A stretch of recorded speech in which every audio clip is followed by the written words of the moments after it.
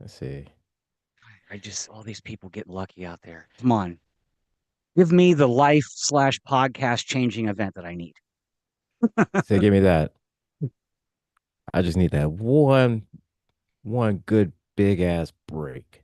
That one hit. Then what I would do if I could win if I win like it's a contest, if I could pull $200,000, I would take 100,000, buy a Bitcoin because it's projected to hit $1 million in the next 10, 15 years.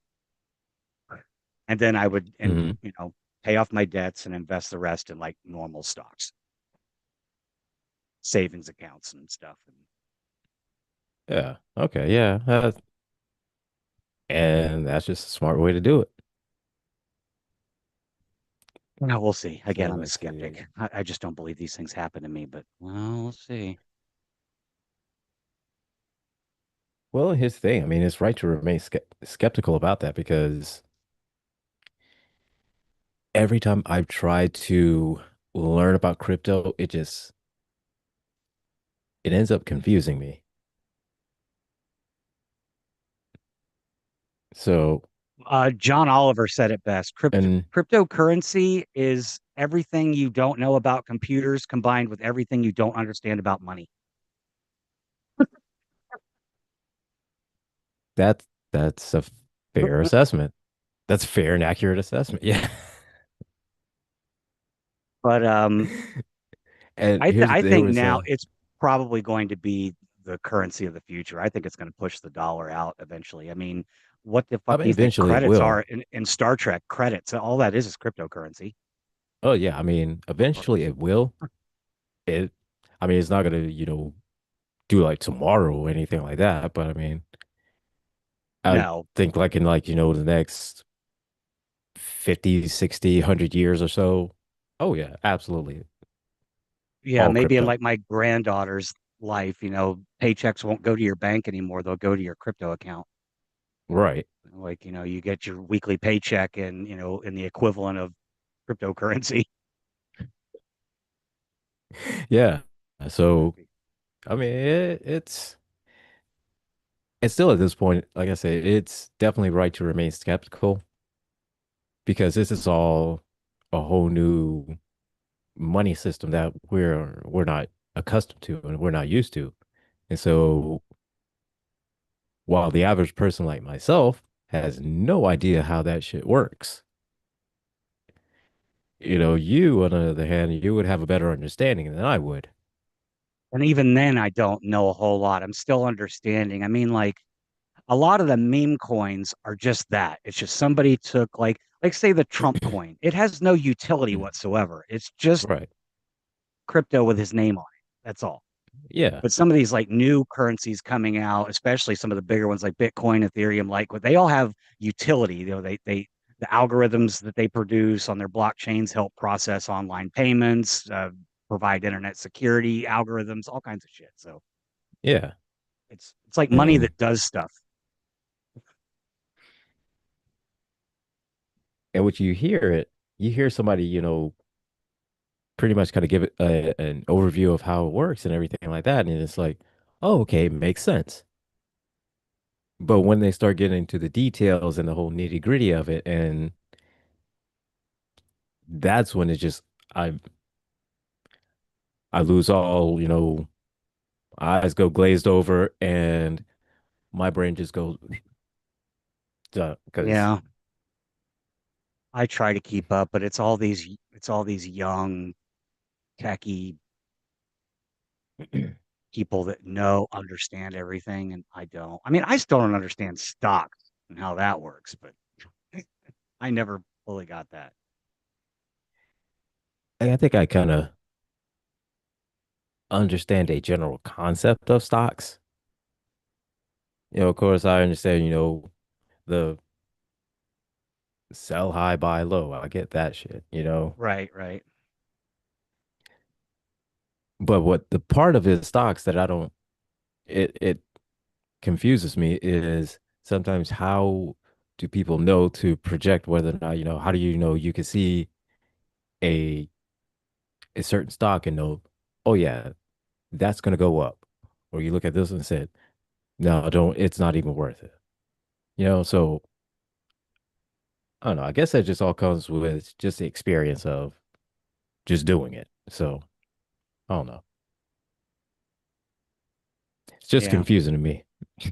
Yeah, and then you get like all the emotional stuff in there too. Like you watch the stock market, and then like depending on something this politician said or something this company released, and it affects how people trade. Like, oh, this could be promising, and then they all start buying, and then all of a sudden a bill passes, and they're like, oh no, it's terrible, and it crashes. It's like I don't Right. understand. Too much emotion involved in it. There's too much going on. There's too much going on. And it's like it's hard to keep up sometimes. Yeah. So the stupid people just need to, like I said, $25 ain't a lot to lose. If I lose it, I lose it. Yeah. I sure would like 200,000. I mean, $25, losing $25 is a lot better than, losing like, 2,500 or 25,000, you know. Right, right. I To, do not plan on being like those stockbrokers that during the crash of 20, like they were hmm. leaping out of buildings and stuff and down on Wall Oh Street. my God. Yeah, the last thing you need is last thing you need is be, it to literally be raining. Training Like the people. song, says, it's raining, man. Like the it'd be literally like that. Like the movie The Happening when they're walking down the street and all those people start Yeah. leaping off the top of buildings. That's the last thing you need. It's just all of a sudden just like it's just raining. It's just raining people left and right. You're just like, what the hell? Oh God. Yeah, it's something. It is something. It's confusing to me, you know. Eventually one day I guess I'll figure it out. I just know it's not gonna be today. I know that. Ain't gonna be today. It ain't gonna be today. No, like I said, I couldn't even explain it if I wanted to. I can tell you what I do know, and that's how to buy it and sell it. That's about it. Well, you know more than I do. That's about you know more than I do. I have no clue. I didn't even do that.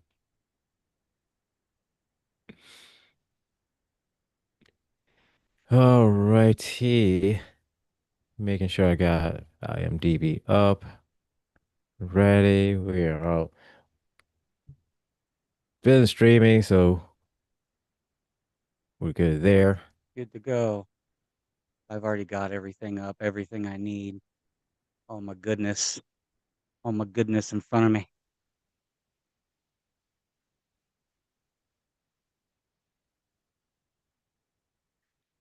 Yeah. All righty. What do we got here? Yeah.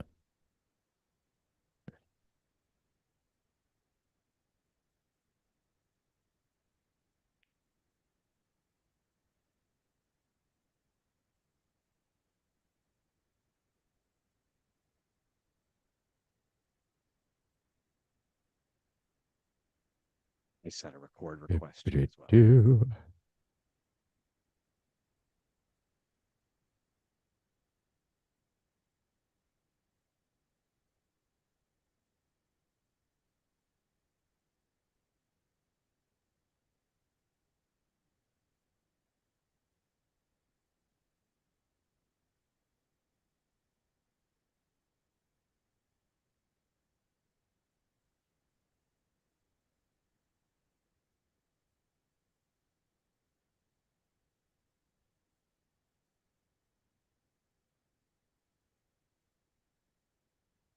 Is we ready? Ready when you are. Ready when you are. Ready when I am. Ready when everybody is.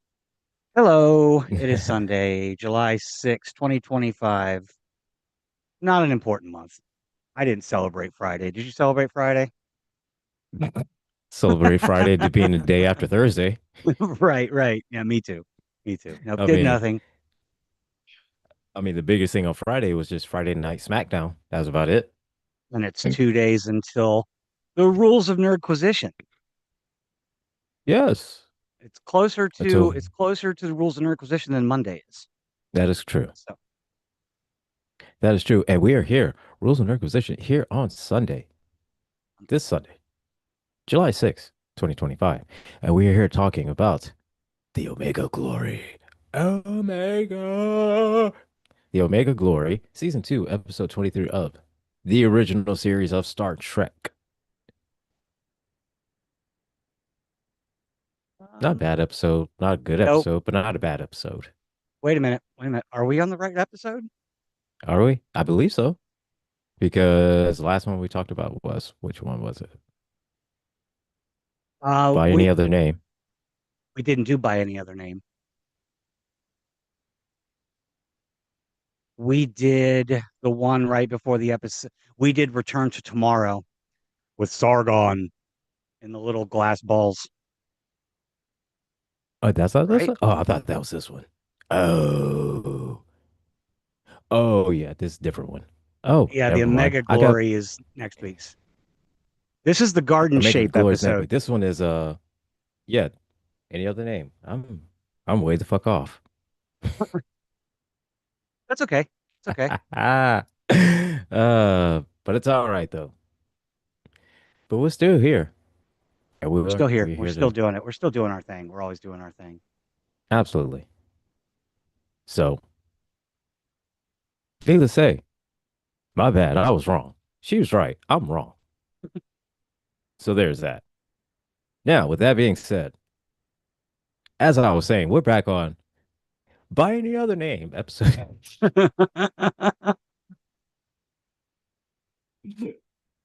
uh, By any other by name, any other yes. name. Probably Yes. one of the first episodes.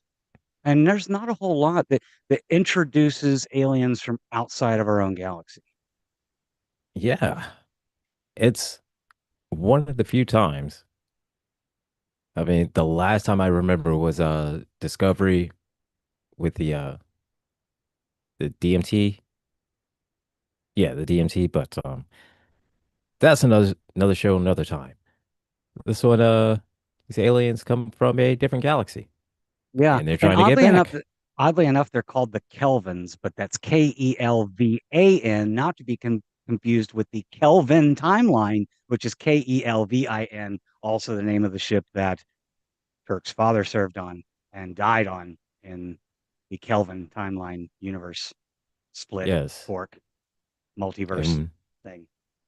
But even Star Trek has a multiverse now. of course, it's always had I a mean, multiverse.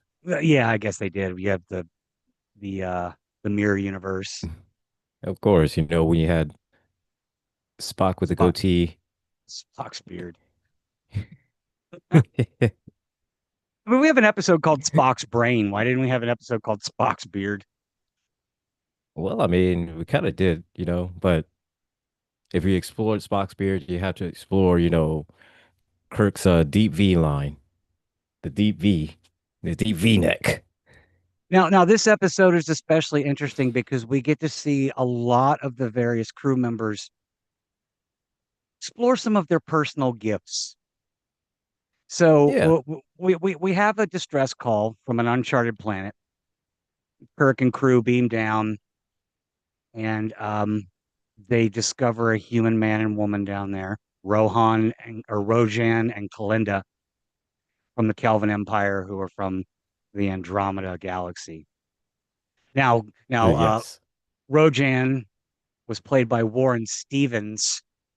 Warren Stevens passed away at the age of 92 on March 27th, 2012.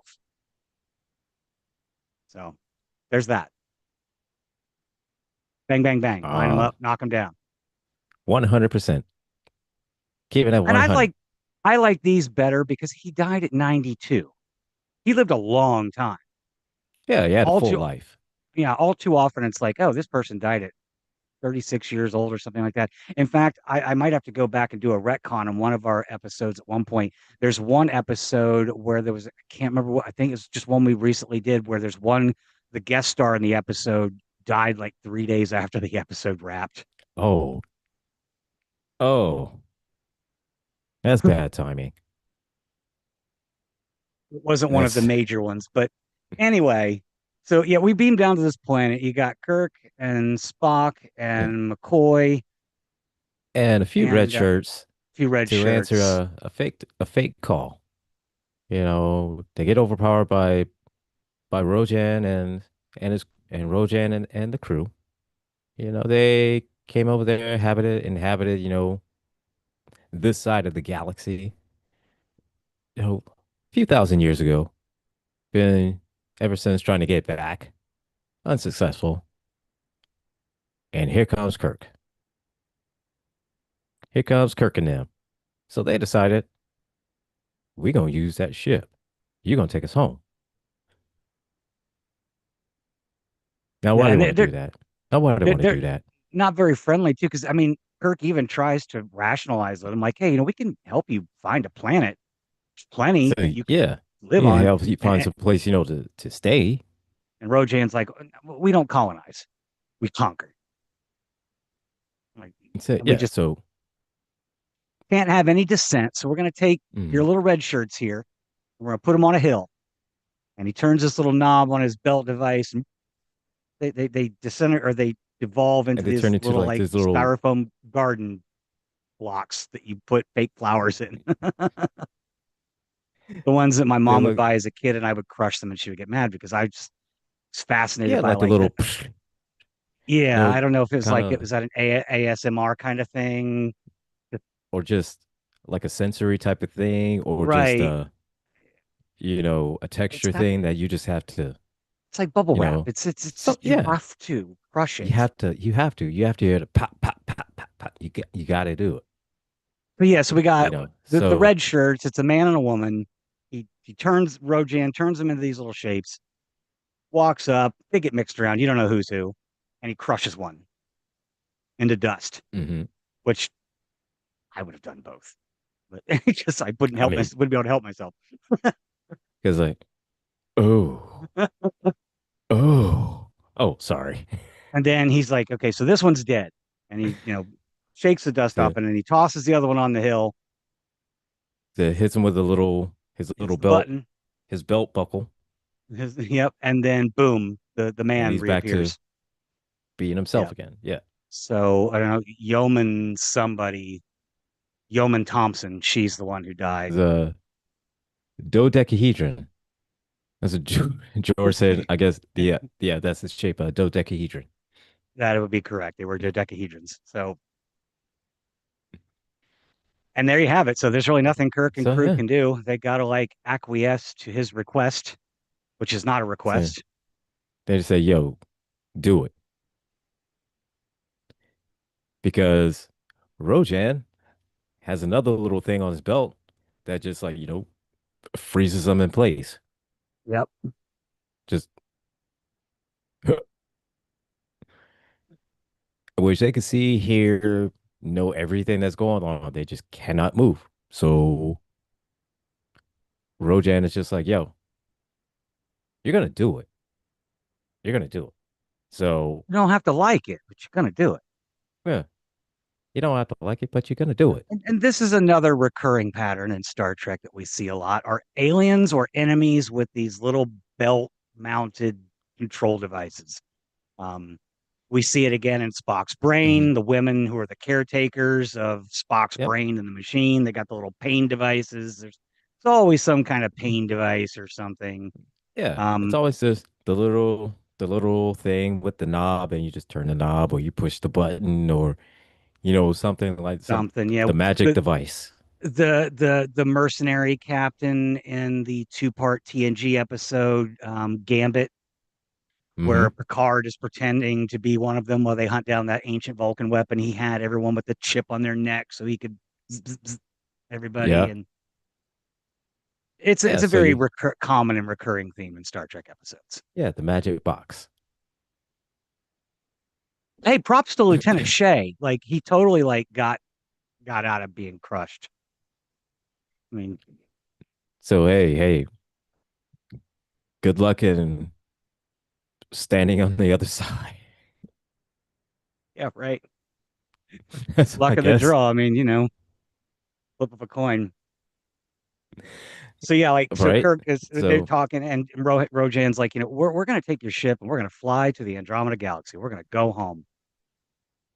And Kirk's like, you can't and do Kirk's that. like, wait, whoa, whoa, It'll take Andromeda Galaxy. a thousand years. Maximum warp. Some- He said, and that's another galaxy. It's like we don't have the shielding or the capability to cross over into another galaxy once we reach there. So Rojan is like, you know what? We got you. We got you. So we're gonna outfit everything with the Enterprise. And Get then the there's that engines little right. Get the matter also of the doesn't actually exist in real life galactic barrier, this energy field at the edge of the galaxy, which somehow prevents us from leaving the barrier. I think they did bring that back in Discovery, did they not? yeah, yeah. They did. They did keep with that. So I guess in the Star Trek universe, it is canon that there's like an energy barrier between galaxies. Right. Whereas in And real life, if you could actually get to the edge of the galaxy and keep going, you would just keep going. yeah, that's all it is. Yeah, There's nothing there to stop you. You would just go. you just Galaxy would be like, keep fine. going. The galaxy would be like, oh, you want to leave? Fine, and leave. Oh, See if I well, care. fine, go on then. Take your little funky ass on to another galaxy then. I only I don't gave you want you here anyway. everything you are. So The much for grass just and the gratitude grass is for not you. always greener on the other side. If there is grass. So good luck touching some. But yeah, But yeah. Rojan's got that fixed. It's like what I find interesting though is one of Kirk's first ploys before they get underway or anything, they're in this cell on the plant surface. And there's like these bars, Hmm. and it's made of some metal, that can't be cut by phasers or anything like that. Um, Right, of course. Here is another overused plot device in Star Trek is the come help, he's sick maneuver. Of course. I mean, that's the Kirk move. It's a Kirk move. I mean, he does it in Star Trek 3 when he's visiting McCoy in the medical Of ward. course. That's the Guard Kirk comes in. move. Right. Yeah, Guard comes in because like, hey, Admiral, you're wanted. Come here. He's sick. Take a look. Pow. Right in the kisser. exactly. How many times has Kirk been captured and then all of a sudden he's like, oh God, help, blah, blah, blah, blah. And then the guard comes in and wow, right in the kisser. You know what I mean? For an advanced species of humans, well, not species, but for advanced humans to still be using like Bugs like Bunny like the Bugs coyote Bunny. style shenanigans to get out of a cell. Oh boy. But But I it doesn't guess, stop hey, there, folks. It doesn't stop there. oh Even no, it though I doesn't. love this episode, it gets even more ridiculous. So what Spock puts himself in some kind of like meditative state that That slows his basically like slows, respiration, yeah, heart rate. to almost nothing to where he has to go back onto the Enterprise Right, because that's the only way where McCoy can treat him because right, there's no kind of medical equipment there where he can do anything. right. So Rojan lets him take Spock and they go back up to the ship. We know it's all now. Nurse Chapel's all like, "What are you doing? What's going on?" And McCoy's like, "I need this," and she's like, "But," and he's, "Shut up already! You're gonna So, screw up the plan. Like, stop talking."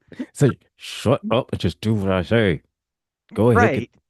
get the hypo spray. Say, but that's not nurse. Get the damn hypo spray. Do it. Just do it. And so Nurse Chapel, all confused, not knowing what's going on. She's just like, oh, okay, doc, but that's not what's. Okay, I'll go get it, but that's not what. Okay, doc, I'll go get it, but oh, and McCoy is just like, shut up, just go get it. I know, and he can't very well be like, it's a ploy. He's just shut up. I mean, like you It's like already know just the ship is in danger, Christine. right. You know it's in danger, Christine. Say you know something's going on. You know this. So I mean, Just be cool, honey bunny. Just be cool. so just play along. Just Right. play along. Be like Fonzie. Be cool. Just be cool. You know? Or like if you want to go philosophical with it, you know, like Bruce Lee, be water. Right. Be like water. Be like water. Exactly. Water, you put water in a cup, it takes the shape of the cup. You put water in put water in a vase, it takes the shape of the vase. Be water.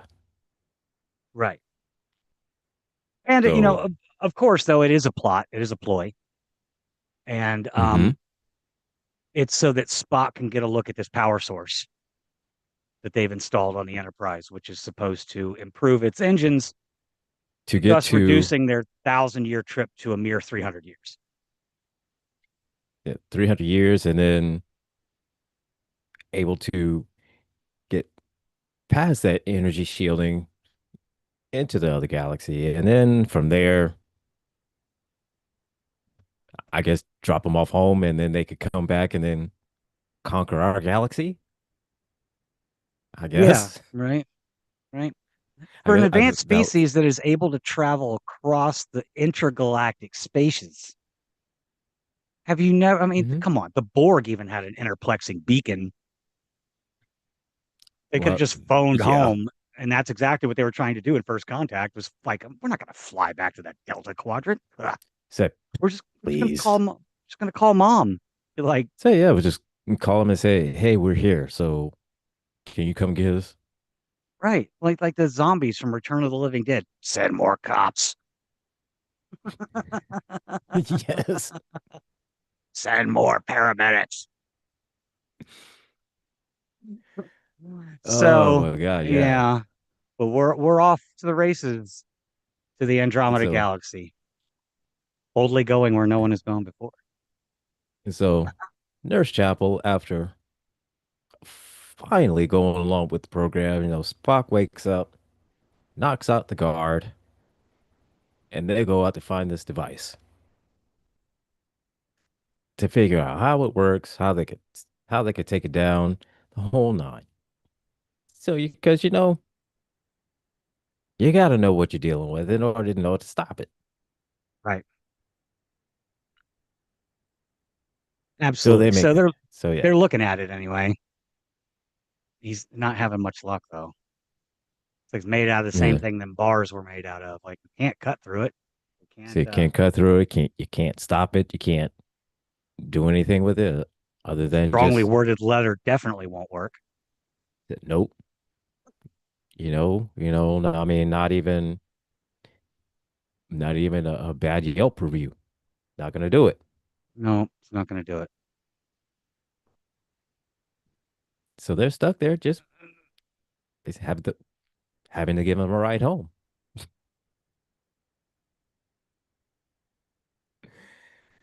Oh wow. Oh, Okay, this so is yeah. interesting in the description of the episode. So we get to the galactic barrier because Spock can't get through it, right? And hmm they do get through the barrier. Everything's cool. There's some damage Right. and stuff, and everything is gets on there. But Everything's pretty much fine. They get some damage, and so they do their repairs, and then of course get it's time back. for Rojan to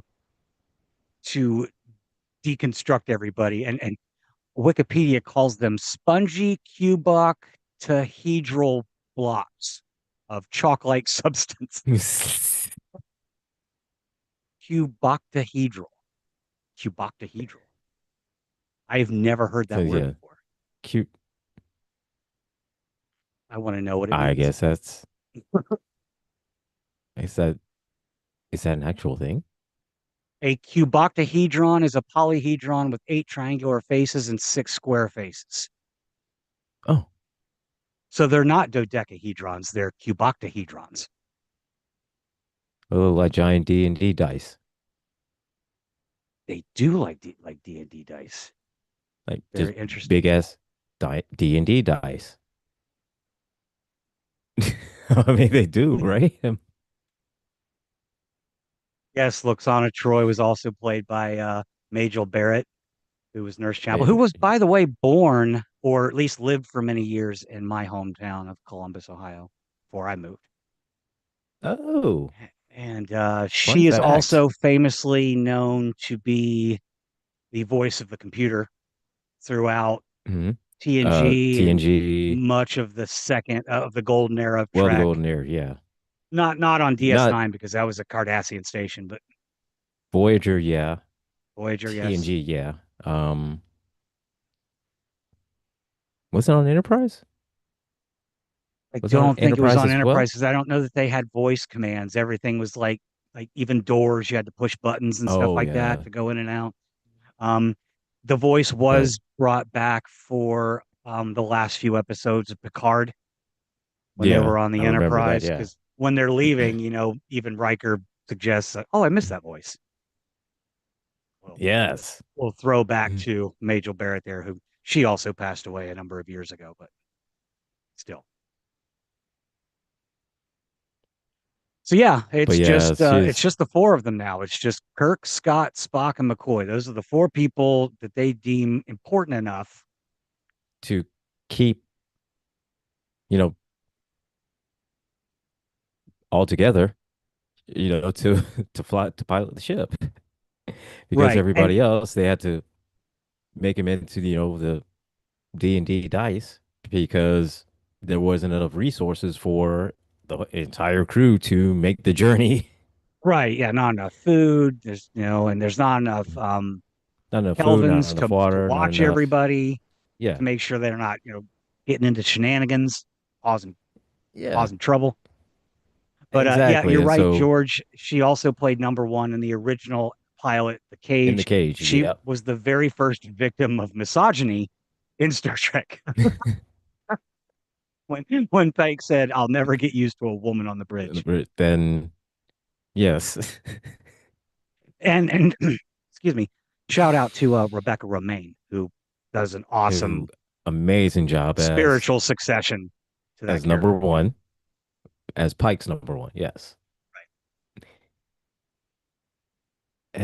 Oh,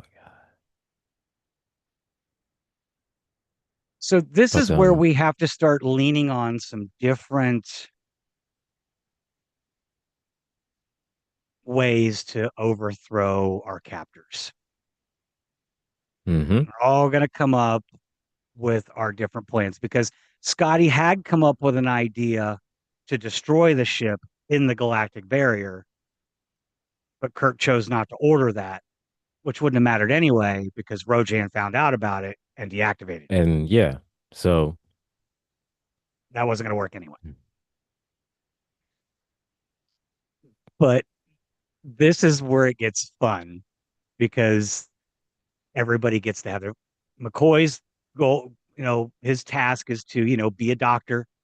And he tells, what was his name? Hanar, who's like Rojan's number one.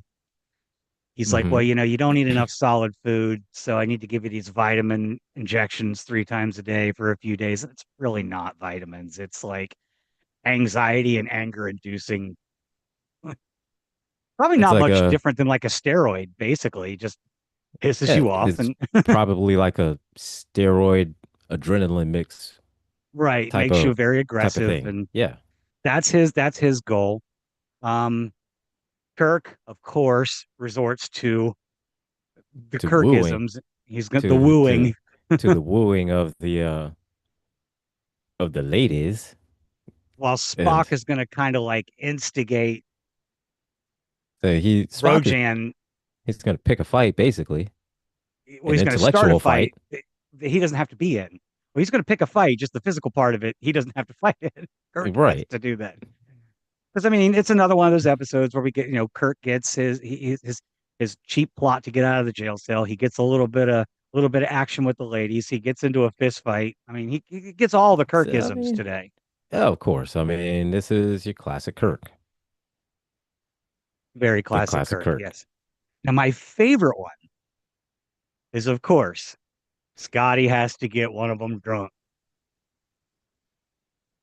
And it's positively fantastic. And that whole Oh, at the scene, end, and it starts off just so innocently. just so innocently. You It know, needs something to wash that you down need to with. wash it down, lad. You need something to wash it down, lad. So they start with Sori and Brandy. Then they go back And to Scotty's quarters, and then he gets out the next one, which is a foreshadowing of his reappearance in the TNG episode Relics when he pulls out this Mhm. bottle and um his name was I can't remember that Yeah, guy. which one was it? Was it Tomar? No, Tomar. Wait, Tomar, I believe it was Tomar. Tomar. Yes, And Tomar's like, "What is it?" Scotty sniffs it and he's like, "It's green. green." It's green. Which turnabout is fair play. Data does that to Scotty when he's visiting 10 forward at Relics. Scotty's and sitting down. He's never had synthahol before.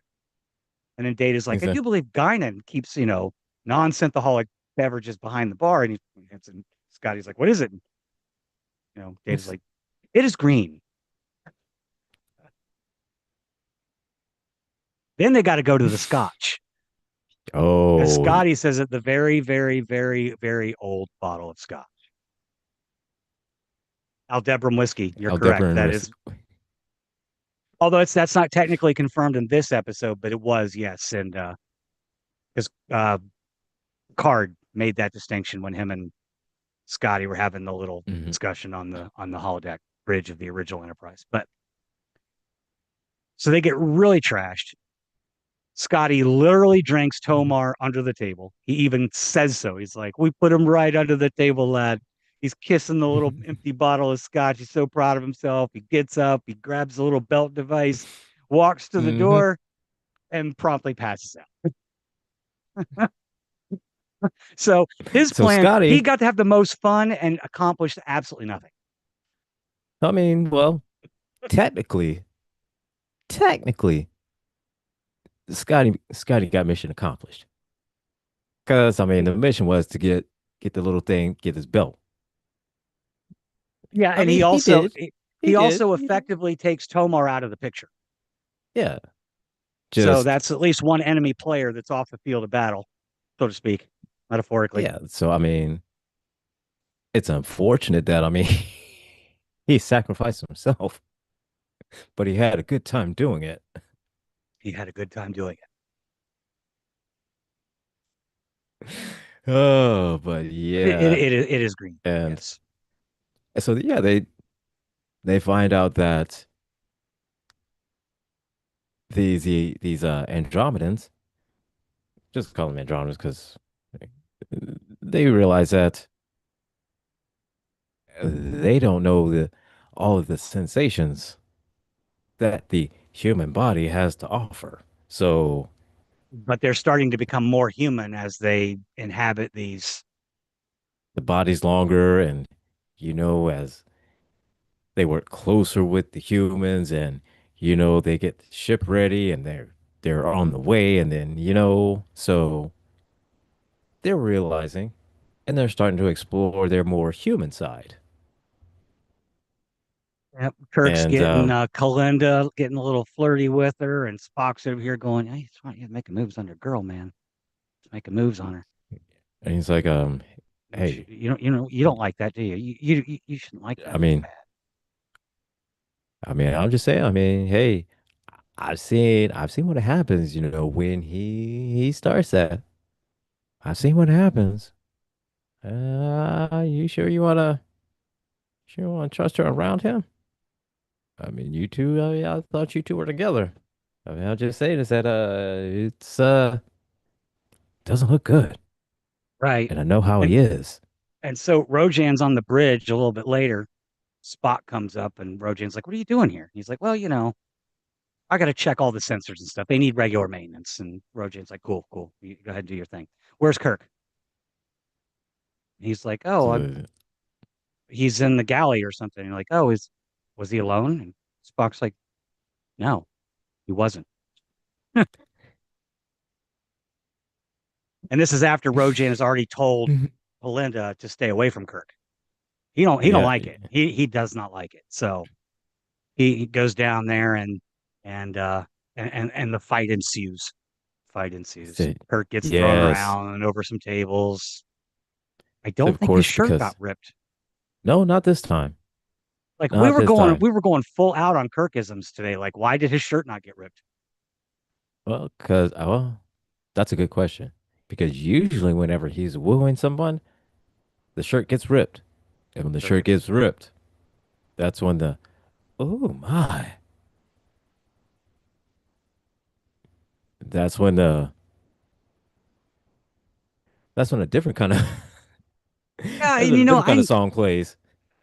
maybe it's different for everybody. I mean, I'm the first one to admit that young William Shatner was a good-looking guy, but it's not like he was ripped or anything. He wasn't swole.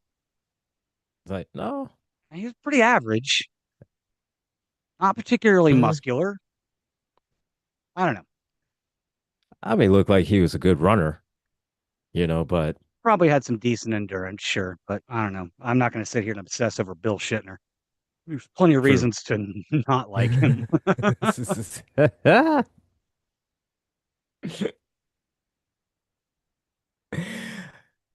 Yeah, but I guess this must not have been within his contract to where he had to take his shirt off on this one. Not on this So, one. Maybe he was like we know how he was with money and how he was always demanding more and always wanted to be the center and he couldn't have no one yeah, else on the show could have anything that he himself didn't get, you know, so maybe it was just like, oh right. well, I'm not getting my little shirt off bonus today. I'm not taking it off. It's But like, well, shoot. he manages to convince Rojan that like you're just acting like another dude. Look at you acting like Yeah. me. So you're nobody. So you're just like me. I brought you down. He brought him down to his level, literally. It And is. but makes a good point and says that like by the time you get home, you're going to be inferior to your own species. They're going to look at you and be like, "Who even It's are like, you, man?" yeah. It's like you are not no. So they would be like, Kendrick Lamar. They not like us. They not like us. Nope. No, The internet hashtag we are not the same. we are not the same. No. We are not the That same. would definitely apply. That would definitely apply. So Kirk says, "Hey, you know, we can still help you find a place. You know, So I mean, can we can go find a back to that planet planet for we were just you. on. It was You nice. It had know, flowers and stuff." flowers. I mean, you could live there. It's nice. Had great weather. You know, And so I do you, like the most about this episode is how Kirk says this, and Rojan is like, "You would do this for an enemy?" And Kirk is like, "No, but we'll do it for a friend." And I thought that was like the really the mm, most poignant thing that was said in the whole episode. It's like after all the conflict, after everything, he was like, I get it. If I were in your situation, I would probably want to go home too. So I understand it. I don't blame you for it. I don't want you to conquer, right. I don't want you And to conquer my galaxy. I'm even gonna let that little incident at the beginning, I'm gonna let it go. I know We'll you let don't that. know me very well, but you see, my whole shtick here is kind of like to crew the ship with as many young, beautiful women as possible, and you just crushed one in your bare hands. I mean, That was not cool, man. not cool, man. Not cool. Not cool at all. So, and that's it, really. I mean, it's But yeah, not a they find them a deep. place and they drop them off, and Kirk and crew go about the business. It's not a deep episode because I mean, actually, because I had started to watch, I got through most of the Yeah, other episode that you were talking about before the Omega right. Glory. I got through a lot. That episode is a lot more complex. There's like a lot more Yeah, going on in that episode. So it's not going to be like, I mean, it, because this is, if you could it's sum this one very up, it's, layered. yeah, if you could sum this one up, Kirk crew beams down to planet, meets aliens, aliens take over ship, Kirk fights bad guy, they shake hands and go home. That's That's about right. the whole gist of it there. That's yeah. But I still love it And when singular characters get to have their moment.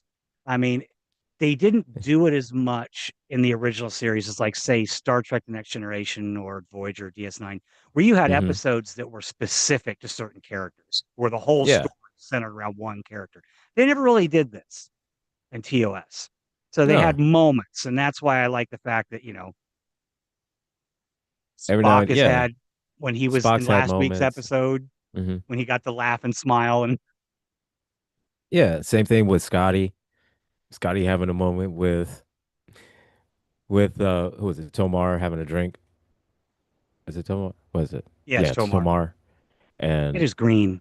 it is green. It's And green. as and George is yeah. Oh, you mean we could have just asked for your help? It's like, yeah, bro. There. It is That's how green. we that's how we do. You That's could how just we do asked. it. He's like, but yeah, overall, overall good episode. I mean, not a not a deep episode, not layered or anything like that. Just a pretty much straightforward for type of Uh, episode, but it's still pretty cool. Collider ranks I in enjoyed it. 2018. Collider ranked this episode the ninth best original series episode. I don't necessarily have my own hmm ranking system. I mean, I have my favorites, but I don't know. I've never done like a detailed list of putting them all in order of how much I like them or not. This is one of the first instances where they quote Shakespeare, which becomes yet another sort of recurring Trek theme. hmm Like with the Shakespeare uh, Shakespeare quotes. And actually, I want to say, haven't they continued that like through all of the series? Oh yeah, through the series and into the movies. I mean, Yeah, like all the even way to the point when you get to Star Trek 6, and Chang is on the PA, and McCoy's like, I'd give real money if he'd shut up, because he's quoting Klingon in the original Klingon, or quoting Shakespeare in the original Klingon. So right. And oh gosh. Actually, I want to say, didn't it hasn't it been continued all the way through into Discovery, like Strange New Worlds? well, I'm At least like sure. doing a Shakespeare, quote or something like that. Let's look into that right now. I don't know. It seems interesting to me. Not only quoting it, but also incorporating stories that were inspired by Shakespeare writing. Oh. But yeah, like, we had Chang and Patrick Mhm. Stewart often quoted. Moby Dick is another recurring theme. We've heard that one. You know, Yeah. that was a big, underlying plot theme in Star Trek 2, Star Trek First Contact. So classic literature is definitely something that they talk about a lot. So George has some input here. Yeah. George's favorite episodes. Doomsday Machine, City on the Edge of Doomsday Machine. Forever, and Patterns of Force. Wow, Okay. Patterns of Force. Interesting choice, George, because um, Gilbert and I made a conscious choice to skip that episode and not review that one Yeah, because of it was certain problematic elements that are in that, and the a little bit. iconography, some glorification of past hateful regimes. And You know, yeah, it didn't seem appropriate. not in this political climate. No, Yeah, so yeah. we decided to not review that one. If anyone's questioning that, because yes, we did jump directly So from. we did skip that one. We skipped that one intentionally. Yes. Yeah, we skipped right over that from Return to Tomorrow. So this would have been the week that we did Patterns of Force. We went right into By Any Other Name. Trumpisms, sure, that's definitely one of them. Definitely. Again, just um again, some of the iconography. I mean, there's an overabundant use of a particular symbol that I didn't feel like talking about. Yeah, especially with certain uniforms that were being Hmm. displayed. Yeah. Um, not didn't seem really appropriate at for again for the political climate. Yeah, and they weren't real So clear on their breakdown on authoritarianism. They didn't do enough in the episode to outright decry it, I guess. These are just some of the things I'm looking at on the internet, you know. like it Just a was quick, almost like it was just a story that was just like it happened and that was it. Not right. anything to say, hey, this is wrong and this is what we should be doing, or my objective opinion on what needs to be done. So, anyways, there's that. Yeah, I mean the quick AI breakdown, it's just without getting too deep into the episode. The original series episode is problematic by quoted by a number of people due to its portrayal of a certain 1930s regime in America or in Europe. Um, and then some of the basic trivialization of the atrocities by that regime. Um, questioning message about authoritarianism, oversimplification of complex historical events. So, I mean, certainly it does talk about the dangers of unchecked power, but that's it. We didn't want to deal with it. So we won't because we can do what we want here. Right? This is our show. Our show. This is our show. So nanny boo But boo. speaking of favorite episodes, if I were going to give you my list, at least a handful, George and anyone else watching, Spectre the Gun is probably my absolute favorite. Um, Shore Leave. I love Shore Leave. Space Seed. Okay. Probably those three. Yeah, sounds about right. And we've already done Space Seed and we've already done Shore Leave. We haven't got to Hmm. Spectre of the Gun. That's in the third season. So, Yeah. which we are only, wow, How many one, episodes? two, three, Three, four four episodes left. of this season. Oh, no, George, Yeah. don't No, wait. apologize. It Oh, has no, nothing George, to you're do with fine. that. No, no, it's fine. You didn't have don't even sweat it, George. Mirror Mirror is another good one. Yes, correct. Oh But yeah, Mirror Mirror is good, yes. we met more to avoid it, to avoid triggering anyone else that might watch this episode to listen to us. So Yeah. that's the only reason. But yeah, four more episodes in this one. We got the Omega Glory, the Ultimate Computer. That's a good one. Bread and Circuses, and then Assignment Earth, which is another one that people really like. Was my mom's favorite. That was had Gary Seven in it. It's like the Gary Seven. agent from the future. So that's a good one. And then after that, we will be at our season two finale, in which we review the Star Trek movies in order, and we will be talking Star Trek II: The Wrath of Khan in just about a month. Wrath of Khan. Arguably one of the greatest Trek movies out of the 13, I guess 14 now, if you count Section 31, right? I I I know. I'm not super I don't know if you thrilled want with to. that movie. I mean, it's a Star Trek movie. I- Yeah, it If you has want to, some moments that are okay. it has some moments. Yes, I will. Yeah, I'll agree with that statement. Yes. Um, Yeah, so there's I 13 could. films based on the franchises. So Okay.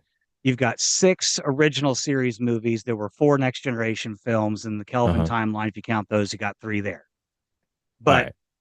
whether you like it or not, Section 31 is still a movie. So we have 14. So Mr. AI Yeah. thing in my computer, you are wrong. It's 14. The AI doesn't count. Count Section 31 as a. I want to I mean, say, it's George, I technically think a we movie. did Mirror Mirror already. I think that one was Did set we get? earlier this season. I believe we did. Yes, it Because was one, yeah, we two, did. Yeah. three, the fourth episode of this season. So yeah, we already did that one. TMP. What's that?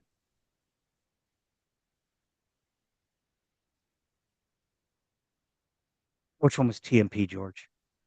Um, I'm having a blonde moment. Like, what's the acronym?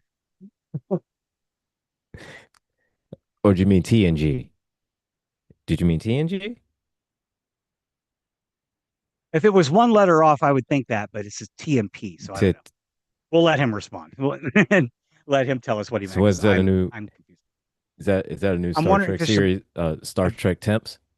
abbreviation for an episode name, which I I can't was, think of. oh, I thought it was like Star Trek Temps, where it's just like a sh a ship of just a whole bunch of temporary crew. Like it's the ship that has the highest turnover rate in all the Starfleet because they're all Or temps. the motion picture. Is that what you mean by TMP? And we reviewed the motion picture as our season one finale. So we've already done that one as well.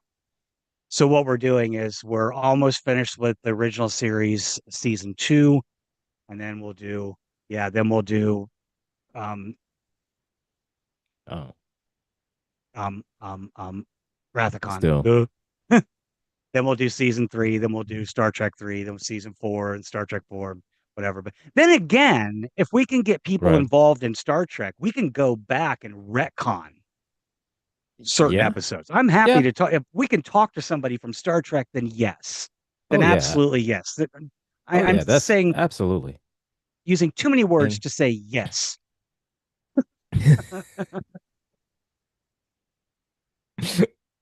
Absolutely but yes. still, I like the I like my whole Star Trek temp series. You know that Star could be Trek good. temps. I almost wonder if like Star Trek temps should be Star Trek red shirts. Even though TNG basically turned that whole trope on its head True. by True. Yeah. flopping But make it all the flip red flopping the shirts colors. command. So it's like you gotta have the red shirts here because you can't have you can't have the Enterprise without Captain Picard, Commander Riker, which Right. incidentally, Jonathan Frakes, that's one tall dude. That is one. That is a very tall man. That's all I have to say. He's a very tall individual. Oh, Jonathan Frakes. He's a very tall individual. Yes, he is. Yeah, I know you sent me the picture from the Comic Con, and I'm just like, wow, Gilbert's just a little thing. He's very tall. And I say that knowing that you and I are the Said know exact that same we are the height. same height. He is Right. very tall. Yeah. Yeah.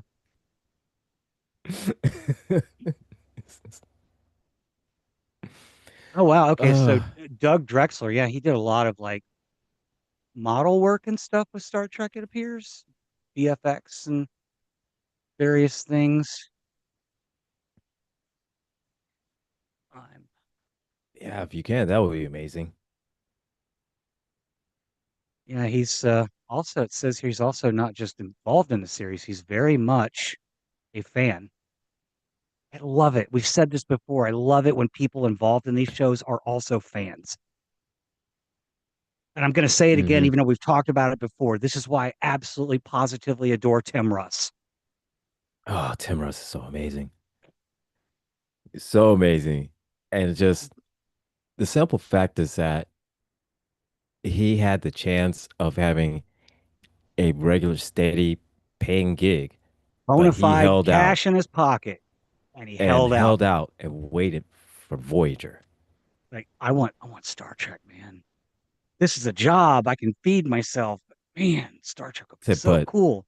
this this is just too cool.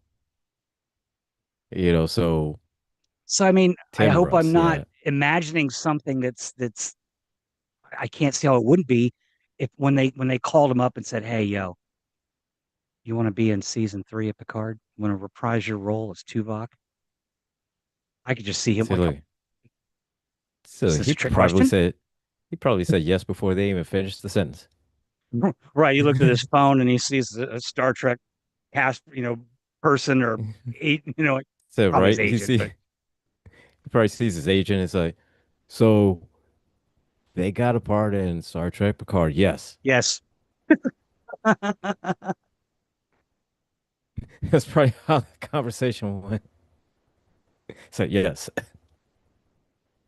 Yeah, yeah. and a side note, I do hope that that he makes a guest cameo appearance in Spaceballs too. I kind of hope he comes back in Spaceballs too. If we go on our Um, current schedule there, George, let's see, one, two, three, four, it would be August 9th. No, I'm sorry, August 3rd mm, episode. It would be the August 3rd yeah, episode will be our season finale and review of Star Trek, The Wrath of Khan. So can't wait for that. And then we're gonna just we don't take breaks. We jump right back into it. We'll be back the following week with um episode one yeah. of season 3, which is Box Brain. Box brain. Brr, brr, brr. Box Brain. Yeah, so and then that'll and there's let's see, how many And episodes did we get in season 3? There were season three, 24, 24. Yep. where this one Mm, had 26. 26. And then we'll be moving on to we'll Then we'll be probably in the do golden. Then we'll be in the golden era. almost. We got to go through the animated series. We could probably Mm, do multiple episodes per show since they're only like 30 minutes, but the animated series is considered can't canonically the de facto TOS season 4. okay. I mean, the, All the right. the production is still the same, the stories are still the same, the quality is just as good. The only different, it's just animated. Yeah. It's voiced by all of the original cast. So So I know that's there was cool. only one season of it. I wonder how many total episodes we had. Oh, wow. Let's see.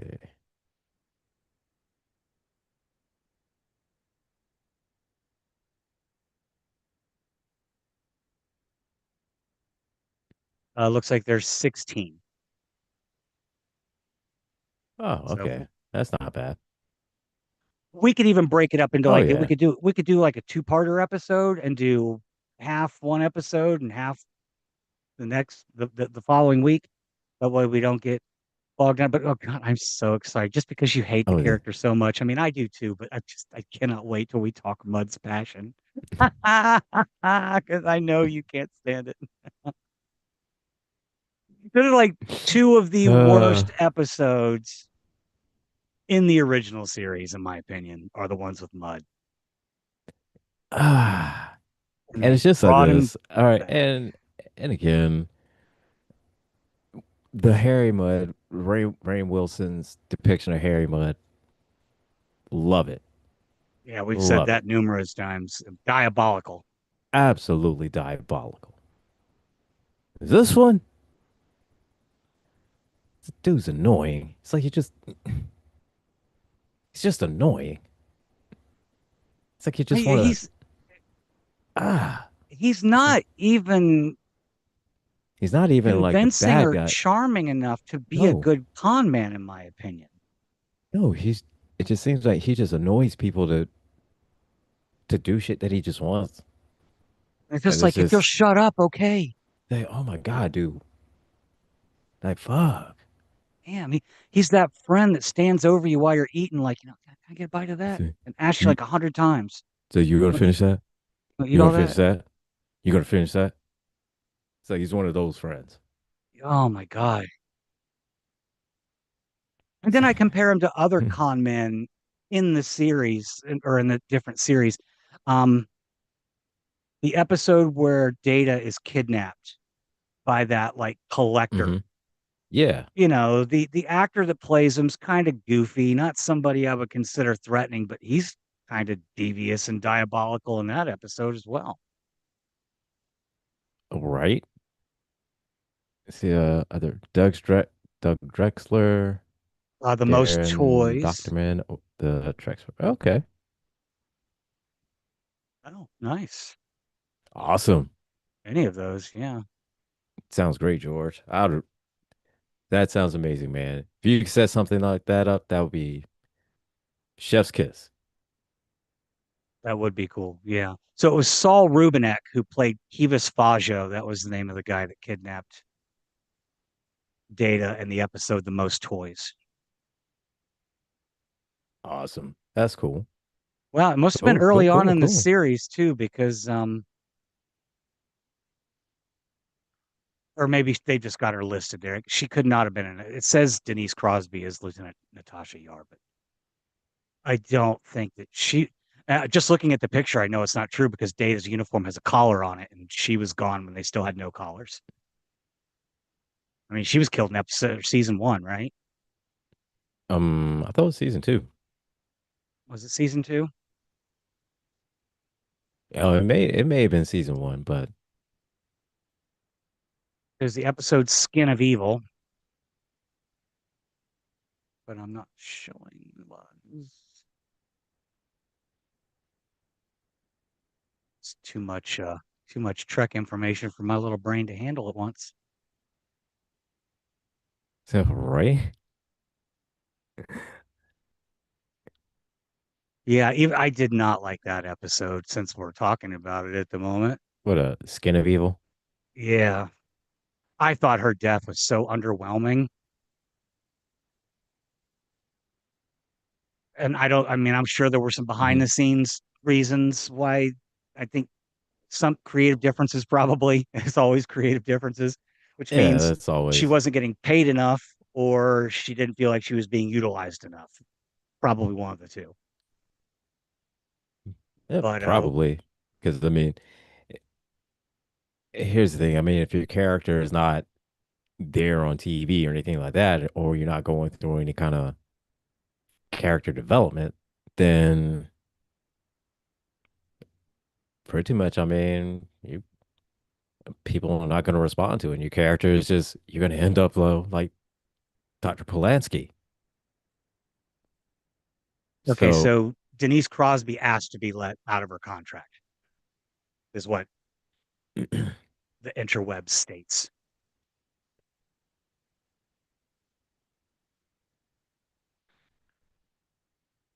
mm, But they brought her back as hmm, Sela. Well, first in yesterday's Enterprise, and then right. and that's where she went to the Enterprise C, went back to the battle of the Narendra 3 against the Hmm. Romulans. Enterprise C is destroyed heroically in battle, but Yar, among some others, were captured, taken back to Romulus, where she was married to and had a child with a Romulan and gave us Commander Sela, which I thought she was Yes, brilliant as Commander Sela. Much like better I character for her. definitely, I would love to see more of Captain Sela, to kind of see, explore that, character for her, because Mhm. up until then, we are all used to, head of security, Tasha Yar. We were used to, seeing her, kicking ass. We seen her, getting, getting a little bit of, get a little bit of the data when when they got in when data got that infection that made him think he was drunk. So there was that. And he revealed to the world that he is fully functional and in multiple techniques. In multiple techniques. Yes, fully functional. Yes, and hey, apparently, I guess he must have hit that right spot. He hit the spot all right. Um, yeah, what was it an episode later? He had that little like Mm, hologram of her. Didn't that device make a return appearance in a future episode of a with mobile Tasha Yar? hologram device. Yeah, Oh, it a was a little Tasha Yar. it was a little Oh, hologram device, yeah, Tasha Yar. I believe so. Yeah. Oh, because I want to say that the hologram of her was like a message. It was just like a message to, is it to someone, or was it like a general message? Oh, a measure. It was just an image of her, like kind of spinning around or just standing there. Um, it made a reappearance in the episode "A Measure of a Man." Yep. George Measurement. came right with me. Yeah, the one where Maddox was attempting to get control of data, so to speak. Right.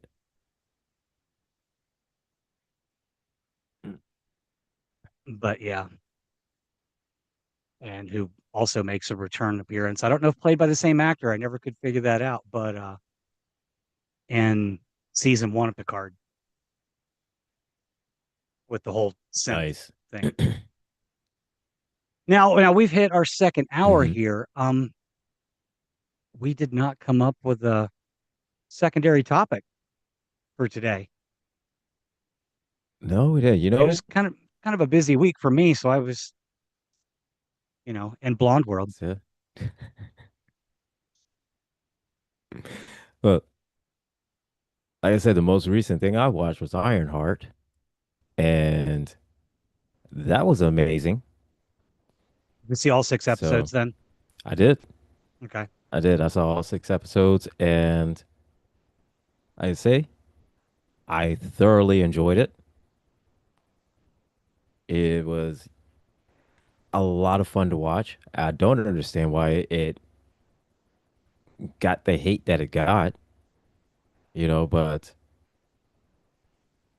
I liked it. Because I black really and brown enjoyed it, people, that's why. Because white people weren't front and center. of course. I mean, even And the bad guys were of Latino or Hispanic descent. Um, the main villain, who you don't even see until episode six, is Jewish. I mean, right, so yeah, there was just not, and that's typical of this era that we're living in right now. There's just not enough props being given to people without melanin, and it's just a sad, hmm sad thing. Yeah, I think so that that's yeah, true, George, and I think that's what makes it interesting is it's not just an Iron Man suit. It's driven magically as well. So yeah, and that's the main difference is that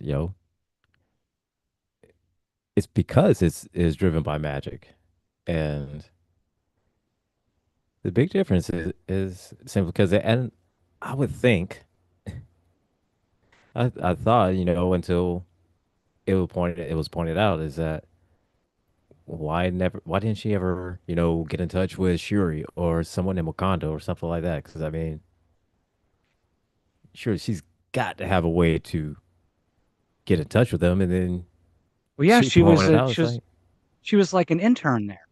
yeah, or, So like you think you've got if not Shuri's yeah, number, at least you can get in touch with the government. right? I mean, you got somebody's number to where you can say, "Hey, um, this is Reby. I'm trying to get in touch with Shuri. I know you're not gonna, or something like that, to where you could you could call her or something. But Oh, yeah, I'm sure. until she pointed out, it's like, oh well, since I caused an international war between Talokan and Wakanda, I got kicked out of MIT. I joined an international gang Crime and Syndicate. a crime syndicate. you know, Right. And I've also created an Iron Man suit that's powered by dark magic and it has the potential to cause devastation everywhere. Call me. I need help. right? So yeah, not really the call that you want to make. So, I mean, given that we've both Right. seen all 6 episodes of Ironheart, I'm just going to go ahead and throw this little warning out there. Since we're obviously going to be talking about that now, there will be spoilers. Because hey, I guess Ironheart is good as anything else to talk about. And it's new and it's fresh. And they released it in two droppings, Mm. and two bulk, like a bulk, It's two or like, 3 episodes at a time. You got 3 episodes on the first Tuesday, and then following week, you got the final three. So if you haven't yeah, seen them all by now, what are you waiting for? They're all on Disney.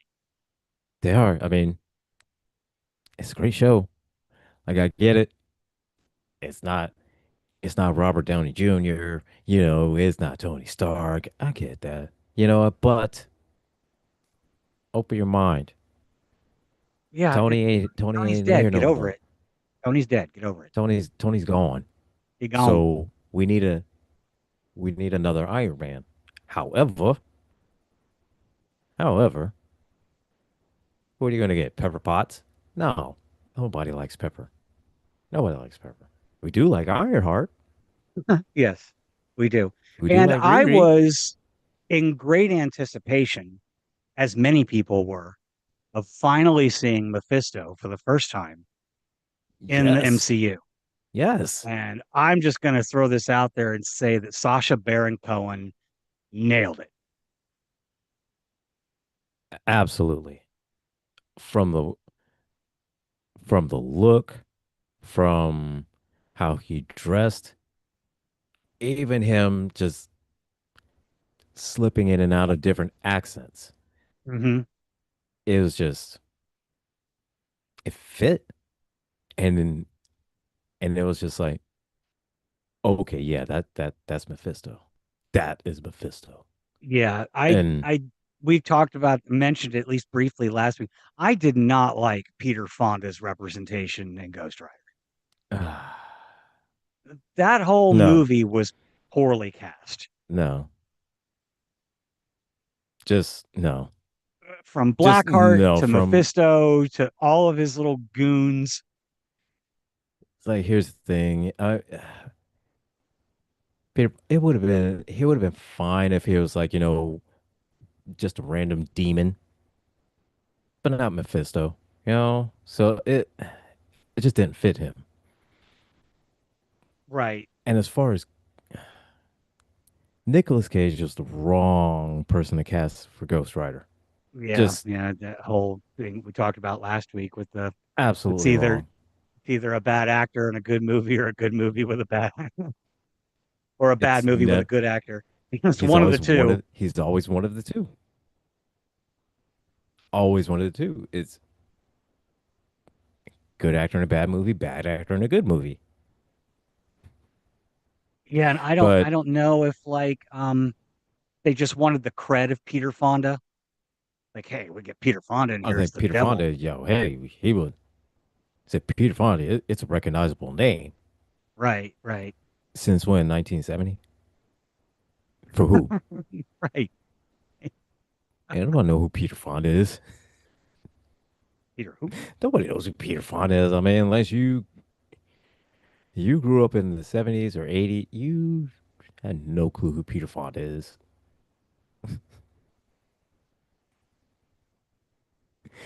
But still, just His The show is just daughter, so in my opinion, is more well known than he is, and she's not that well known, except for the fact that right. um, that they have a famous last name. But I'm Bridget Fonda, like That yeah, single white female, that's about right. I mean, Jackie Brown. Got to watch Robert De say Niro pop her off in that van at the end. It's like she yeah, wouldn't shut up, man. She wouldn't she stop wouldn't shut badgering up. me.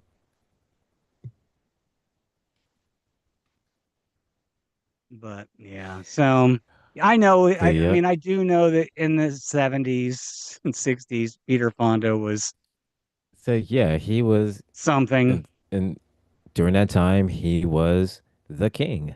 and he Okay, did a lot of motorcycle themed movies. So so I yeah, can understand part of that, which I can will go understand back, that, but which will take me back to what I said last week. And whoever at Marvel is listening right now, you are to immediately cast Norman Reedus as Ghost Rider in the next incarnation. absolutely. Immediately. And he has said he wants to play Ghost Rider. We want him to play Ghost Rider. Him plus Ghost Rider equals money. Yes, and he also has a motorcycle connection. So you got all the winning, you got all the winning elements here. Let's Norman Reedus plus Ghost Rider equals money. yes. Marvel, hit him up. We need him as Ghost Rider. That's money right there. And it's money. And if you want to feel some type, you can. Matter of fact, bring Nicolas Cage in it and cast him as a demon working for Mephisto. Maybe. I Mm, mean, I I've been mean, I've been as long as he struggling doesn't to say find anything. Nicolas Cage movies after last week's episode. I was struggling to find Nicolas Cage movies that I really enjoy. Now, Raising Arizona is an easy one to pick, but it's a Okay, comedy, it's star-studded, it's absolutely ridiculous. you're right. Right. But like I just don't I mean, I mean, Gone in 60 Seconds is a fun movie, but I don't necessarily it's think of it as an okay. Angelina Jolie or Angelina Jolie as a I Nicolas mean, Cage movie because it has Angelina Jolie and yeah, it has, the supporting cast on it is a strong supporting cast. And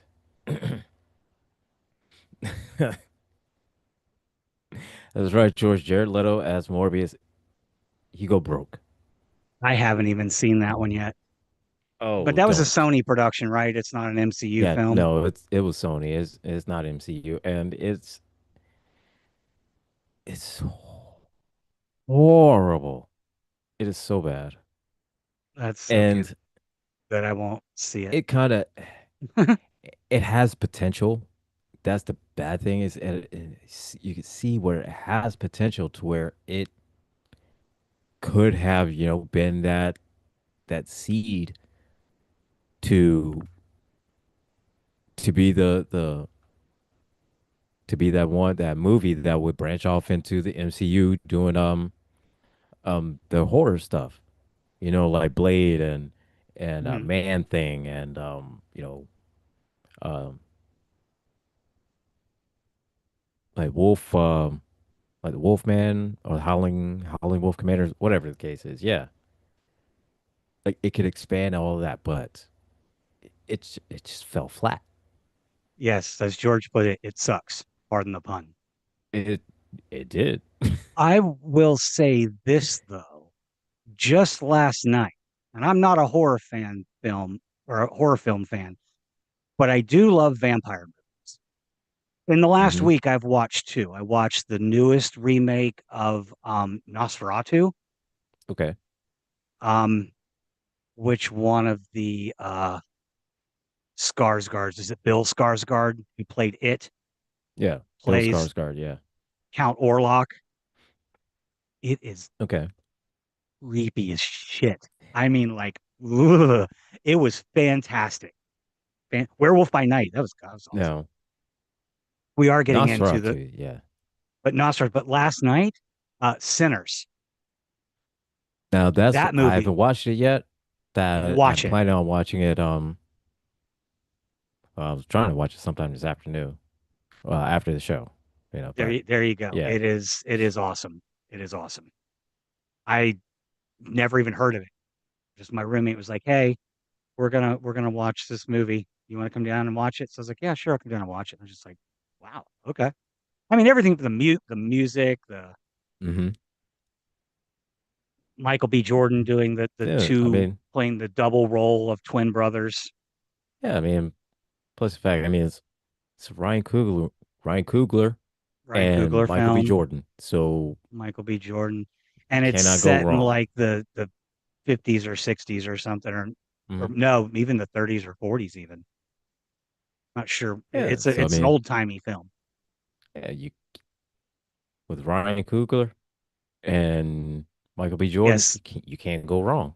set in 1932 Mississippi. Yep, you can't go wrong. No, no, but yeah, back to the whole. It does definitely seem like, especially with Ironheart, that MCU is. I'm hopeful that we're moving Hmm. away from the multiverse element now. I mean, slowly. I know they're not going Yeah, to end overnight, but I mean, like, I think the whole like yeah, multiverse thing, this whole post Endgame multiverse has kind of not hmm been as epic yeah. as everyone thought. I think it's like this. I think once they kind of tease the um, next phase of it ending being the Secret Wars, said knowing that we had to introduce, characters, like Professor X, Wolverine, you know, who else is under Sony? The Morbius, Blade, all those cast of characters that they had to bring into the MCU. Hmm. Unfortunately, the multiverse type of thing that they've opened up,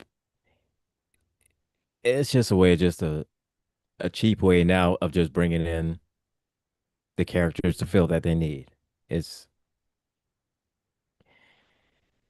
it was Yeah, something that was meant to be epic. It was meant to be, to show the classic view of these characters and all this, the whole nine. But it's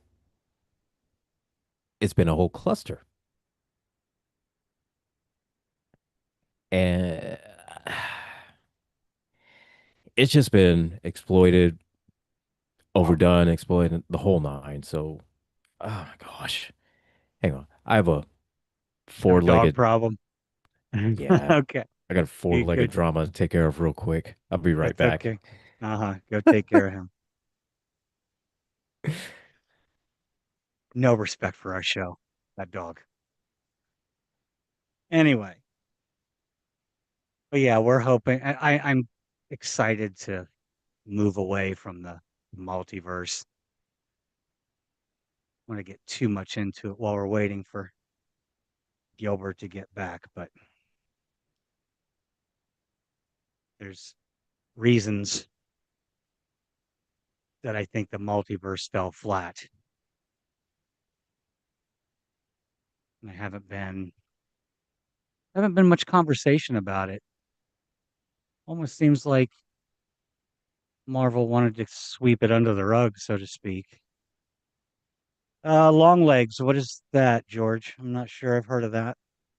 Is that a vampire movie or another Marvel horror entity property?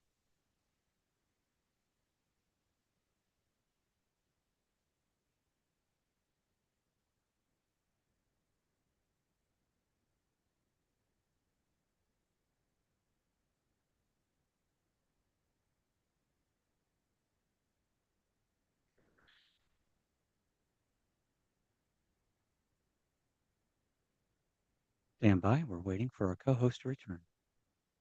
After these messages, we'll be right back.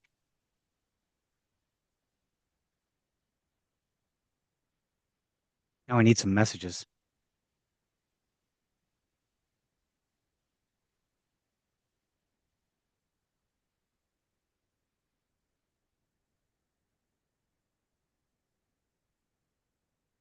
Cage serial killer movie. I've never heard of that one.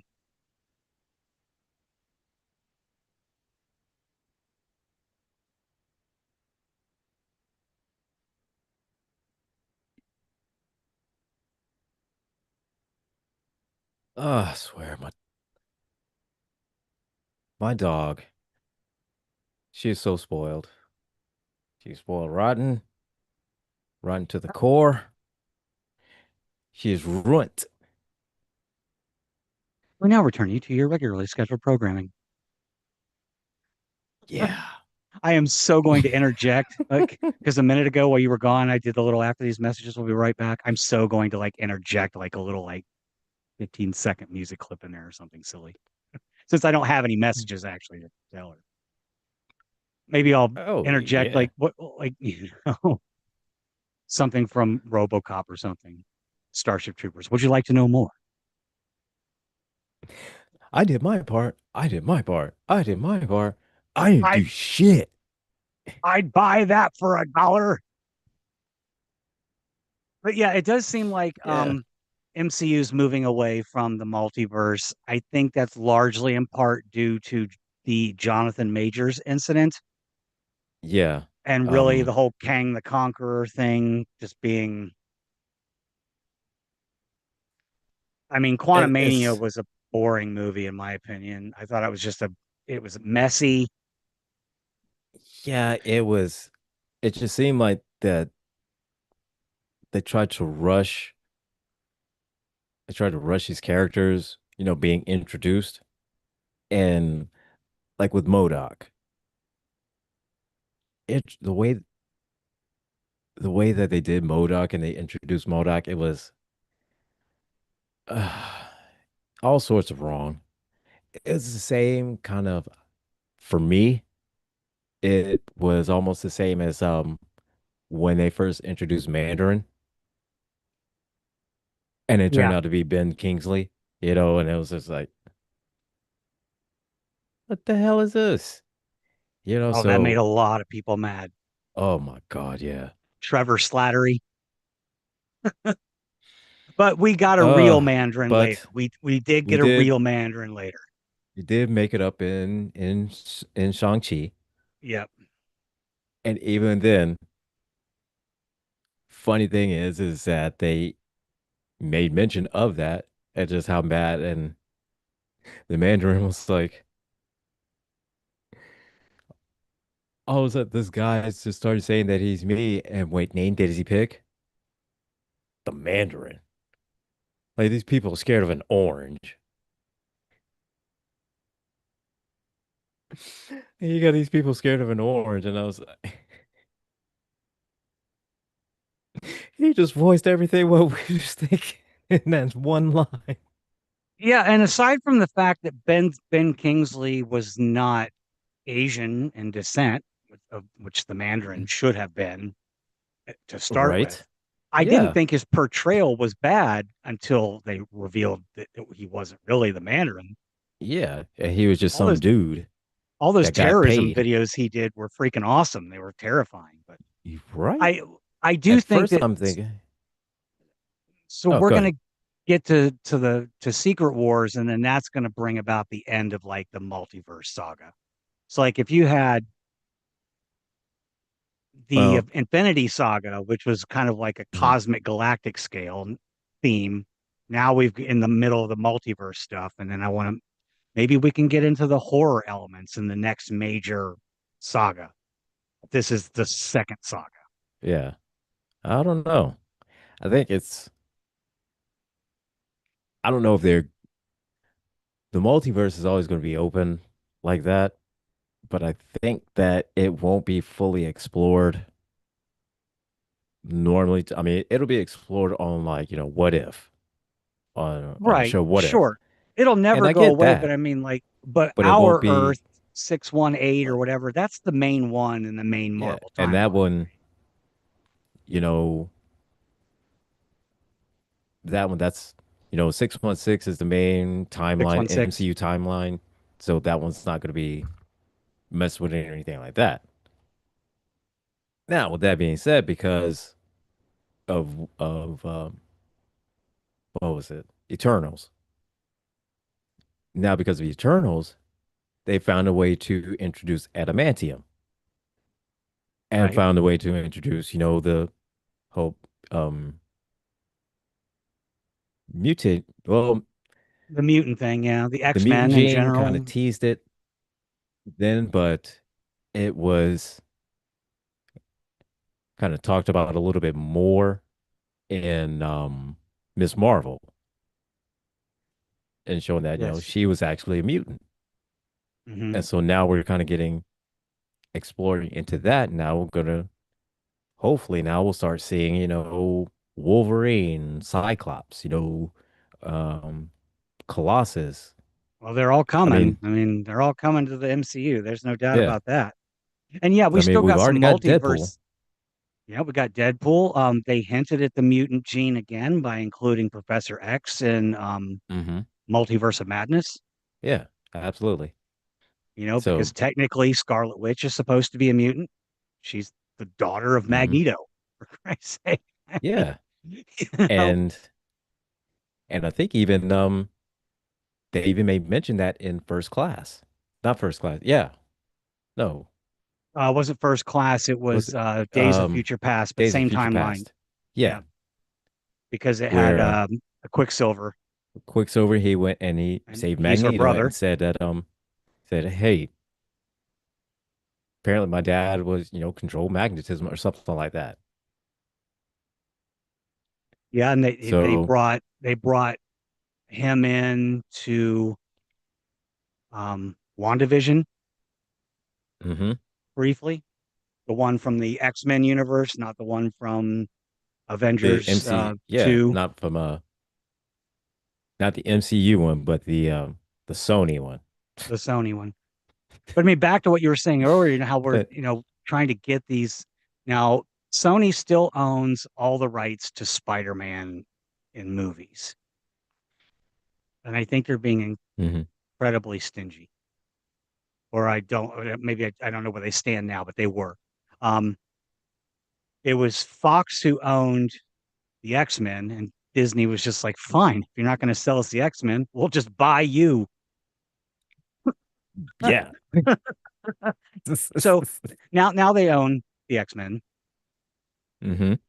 Through that deal, they also got rights back to Fantastic Four, which comes out later this month or Like next month. I think it's later this month. And that is a multiverse version of the Fantastic Four. It is the modern era, but it's like a retro future. Right. Like they're in our current time era of like the 2000s, Yeah, 2020s, but it but it all looks looks like like 60s retro. yeah, it looks like, how they did in the 60s. Right. And And they would be pretty monumental in the Secret Wars. So yeah, absolutely. it's And Marvel's first fan.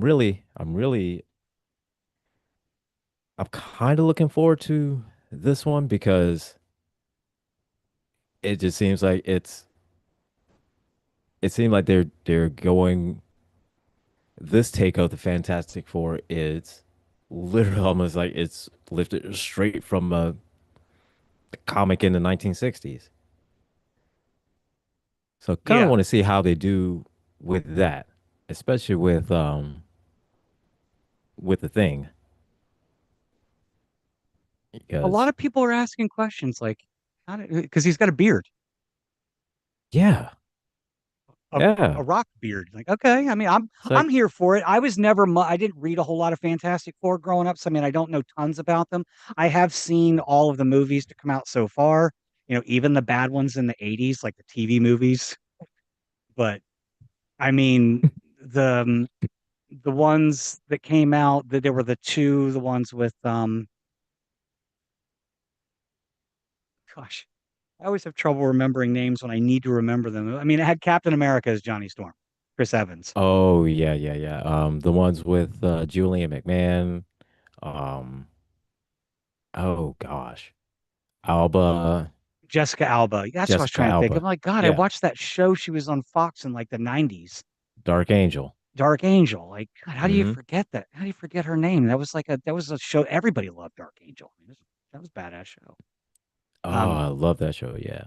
Now we got And Pedro Pascal. He's riding high on everybody's love you list. right? I mean, It's like Pedro, he can't do anything wrong. Like, no, I mean, he's the Mandalorian. He's now going to be Mr. Fantastic. He told J.K. Rowling to take a long walk off a short pier. I mean, right? like, bro is walking It's like around with a brass pair. I he mean, is just like, like Pedro, sir, you are the yeah, man.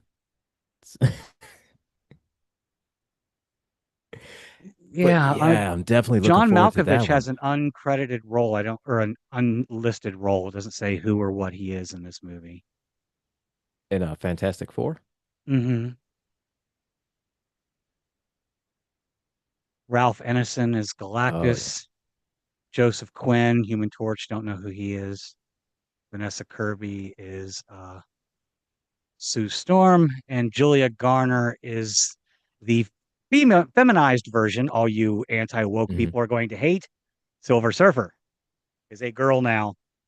Sorry, And again, who cares? it was again, it's in the comics. It's in the comics. Of course, yes, Norrin Rad. This is Silver Surfer. However, also Shala Ball is the Silver Surfer. Shala Hmm. Ball is Norrin Rad's wife. There's a story in the comics of how she got her powers. Her powers being she got them from Norrin. So there's that. There is that. Oh So no, is that true? yeah. So people, that is canon. It is canon. But I'm definitely looking forward to seeing how they do Galactus because in this fantastic the second one with Or he was just a cloud? oh, I hated that. I No, hated that this with such passion because it it's it's a cop out. It's just a cheap, easy, quick way of introducing a bad guy without having to introduce the actual bad guy. Is that oh well, let's just say Galactus is just a looming cloud of imminent doom instead of being like an actual kaiju-sized dude stomping through your city. exactly. And we You finally know, get to see that. We get to see that we in get to this see new the actual Galactus. mother actual larger than life 3D and 4K and stereo surround sound Galactus. In your face Galactus. And as far as Fantastic Four goes, I will not be discussing the last movie. It was just atrociously bad. Just bad, bad. The thing about it, it pissed me off so much with that one. It had I loved the one thing I did like about it, they tried to do a more scientific aspect of it. True. I saw what they tried to And I do with can it. Just and the I can appreciate execution, that. they didn't land. But They didn't stick the landing. no, like it was a great concept again, and I love the whole thing of Michael B. Jordan as Johnny Storm. Mhm. You know, I like the whole dynamic of Sue Storm being adopted. You know, I cool. Not a problem. Love that whole dynamic of it. None of those things were the concern for me. Just it was a bad story. But so it was just bad. It was just bad. Like instead of going in outer space, it was like, okay, you're opening this dimensional portal thing on the ground. No, the whole story is that you go into space to observe, the radiation from this meteor storm that's passing by. Throughout the course of your observation, you get hit, you get damaged, and you get imbued with this radiation. And so, boom, you become the Fantastic Four. Right, exactly. But it just fell short on everything. And I here my worst casting in this movie actually is I like Jamie Bell, but he was not who I would have chosen to play the Thing. No, Like I, I like Miles Teller. I've liked him in Hunger hmm Games. I liked him in that Apple TV series, the movie, or it's not a oh series, it's a movie, yeah, The with Gorge. yeah, yeah, That was a good movie. I mean, he's a good actor. Oh man, no, it didn't land. So I'm excited about this new yeah, one coming out. absolutely. And I The mean, Miles Teller was craptastic just four is what George calls it. But I want to the. take a quick moment just to acknowledge something that George said. Mhm. Kenneth Connolly, who played Admiral Piet, passed away on June 30th of this year. So Oh no, the no. age of Well, 87 from pneumonia. So farewell, long uh, live the Empire, all that good stuff. no, he had a Would she be well. a At least he had a, surfette? A surfette, he had a long life. So he had a long and eventful life. So that was cool. right? But And yes, had the the credit of never having died at the hands of Darth Vader. He got promoted thanks to other people dying at the hands of Vader, but he died like anyone silly. else when a ship crashed into his bridge and the Star Destroyer executor crashed onto the surface of Death Star 2. Well, see, that's how you know he did a good job because Vader didn't fire him. So that's how you know he did a good job. Yeah, when Vader fires you, there's no reconsiderations. You're fired, plain and So when simple. you're fired, yeah, you're fired. You know, but hey, he couldn't help. He couldn't help the rebel scum. He couldn't help that rebel scum Nope. that shot up his ship. But you brought up an interesting point earlier, and I think that it is an interesting parallel here, is how in the multiverse saga of the MCU, how we're introducing all these characters really fast. And Hmm Marvel is making a mistake that they once didn't do, but that DC did. One of the greatest things about the Infinity Saga was how long it took, or how long Marvel chose to take to introduce these characters and let you get to know them before throwing them hmm all together into this massive finale. Yeah. DC, who wanted a taste of the MCU for themselves, gave us Wonder Woman, Man of Steel, and Batman like all real quick. They didn't take hmm the time for us to get to know the characters. Yes, I know everyone knows who Wonder Woman, Batman, and Superman are, but these are new versions. Let the actors create the role for themselves and let that role evolve. Don't just, I mean, God, we didn't even get a proper Batman movie. We got Batman versus Superman. Oh, let's throw Wonder Woman in at the same time. Yeah. It's just, And also hint at Aquaman, Cyborg, and the yeah. Flash So in it the was just same kind of, movie. right. That was just one where it just seemed like it was just rushed, thrown together. And it just seems like, you know what? I think people might like, just the tease of Cyborg. I think people might like, tease of Aquaman. Oh yeah, people love, we make a cameo of Wonder Woman. So, you know, everybody knows that, the Justice League is coming. They're being formed right now. Right. They were But banking on the names of these characters and their histories to make all the money instead of actually introducing them. kind of, yeah, like creating a story, an engaging story that, the fans will be like, okay, I need to know what happens. And that's where Zack Snyder, he started out, with detail and building up the universe, for the DC, and unfortunately, with tragedy struck his family, he couldn't complete it. And And we got Justice League. we got that hot garbage of a movie, Oh my God, it was terrible. which completely derailed the whole entire universe that Zack Snyder was building, in which it, frankly, in my opinion, it definitely could have rivaled the MCU. Could have. And now we've got to start all over again. So my message to you, DCU, it's not the DCEU now, it's the DCU. They've rebranded it. Mm-hmm. Take your time. Got a Superman comic movie coming out. Yes, that was the right move to make. He's your flagship character. Mm-hmm. And I get it. You from the trailers, it looks like you are introducing a few of the Justice League members as well. You got Hawkman.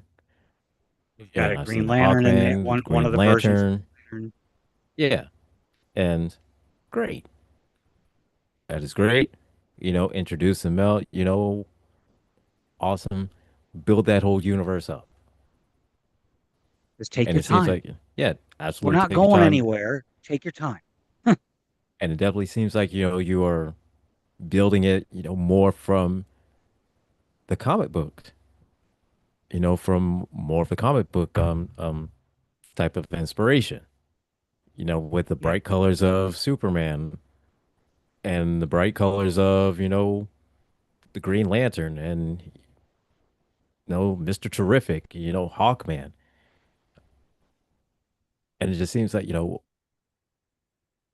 doing all this and everything looks great, but just like how you keep saying, take your time. Yep. Build it up, take your time. You know, let the audience, let us, watch and enjoy, don't try to force it down our throats. Don't try to, just keep boom, boom, boom, boom, boom, boom. That's the issue that we all been having with the MCU and with Star Wars and with franchises like that. It's too much. It's just flooding the market. Like we have literal superhero fatigue, between just the shows and Marvel and the movies and now with the Secret Wars and now we have to keep up with all the shows and the movies and everything like that just to catch up on all these things, what's going to happen for Secret Wars. And it's just like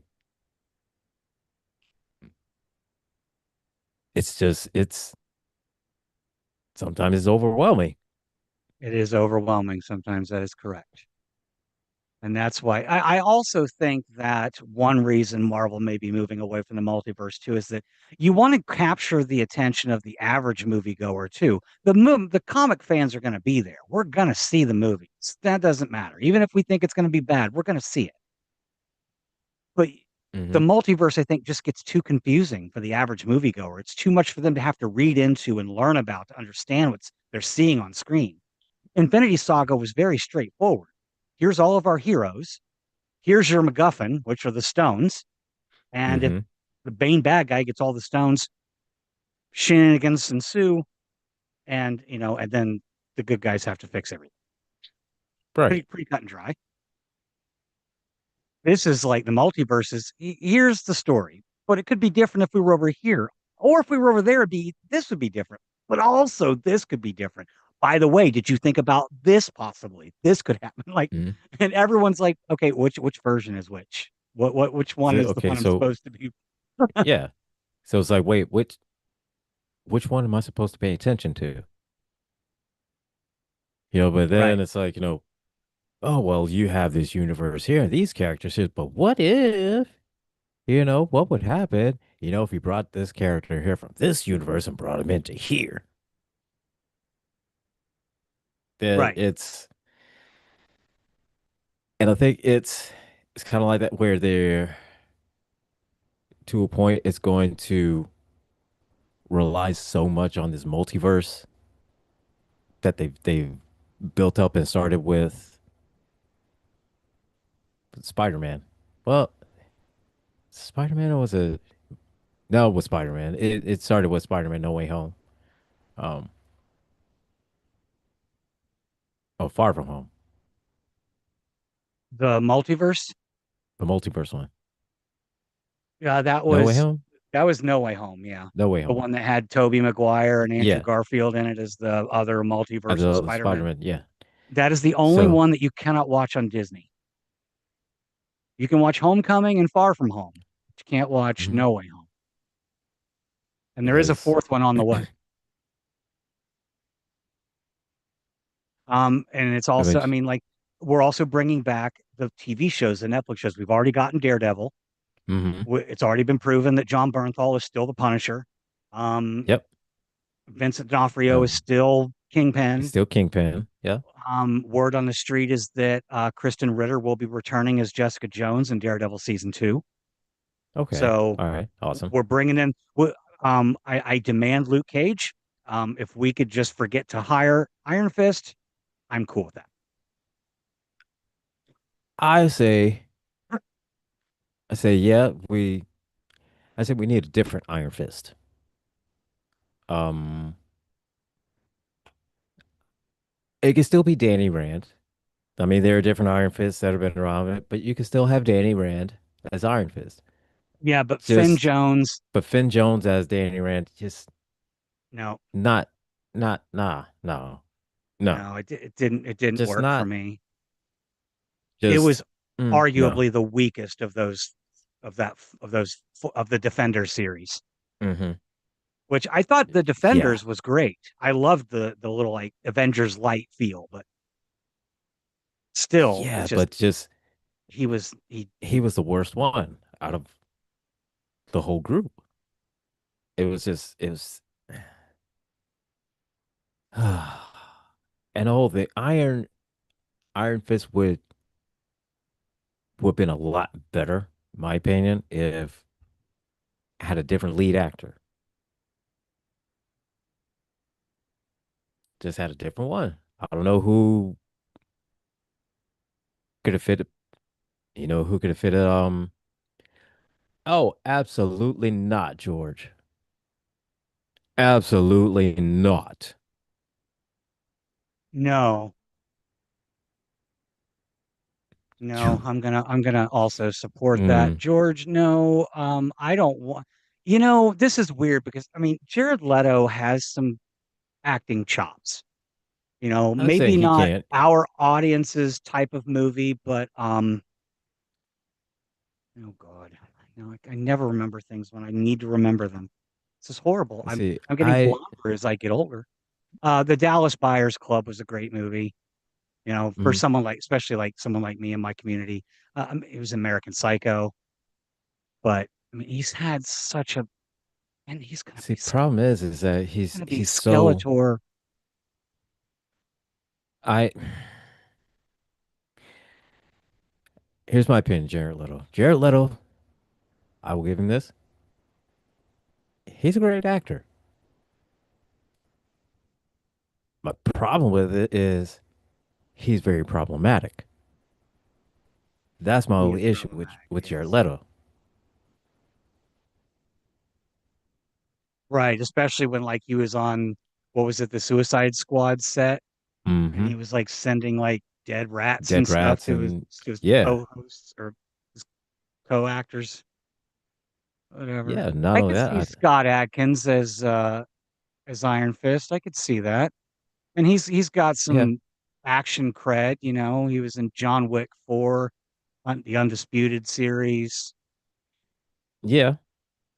Like I can see that, and I'm okay with that. I'm okay with Scott Atkins as Iron Fist. I'm not sure about Um, Batman though. I don't know who Alan Richardson is though. I kind of thought that maybe they were going to use Um, the Robert Pattinson movies to bring him into their, but that's what the I way thought. that But the way see, that these Batman movies are made, they just don't work in a comic book setting. no, they're very Batman movies would be very it'd be better if they were, gritty. Like The like the Dark Knight Penguin, trilogy, like the Penguin series. the Penguin And series, that was yeah. fantastic. Yeah, I mean, and even And even the Batman was good. I just don't see how you put that side by side with the new Superman coming out. Obviously, we don't know the plot or anything yet. We've yeah, seen the no. trailer. They look completely different. No, see Alan Richardson, he's he's Aquaman. I mean, I know he played Aquaman in Smallville, but quite frankly, he looks more like Aquaman than he does like Batman. But Oh yeah, that he's guy. the guy I he's mean, the guy that played Reacher. Yeah. yeah, he's a big dude. He's also a Trumper, but that's what I've heard. Not that I care really. I really don't care about people's politics when it comes to actors. 'Cause if I did, I wouldn't like a lot of people. I mean, I've already had actors like not that I ever thought he was great, but like, John Voight, Mm-hmm.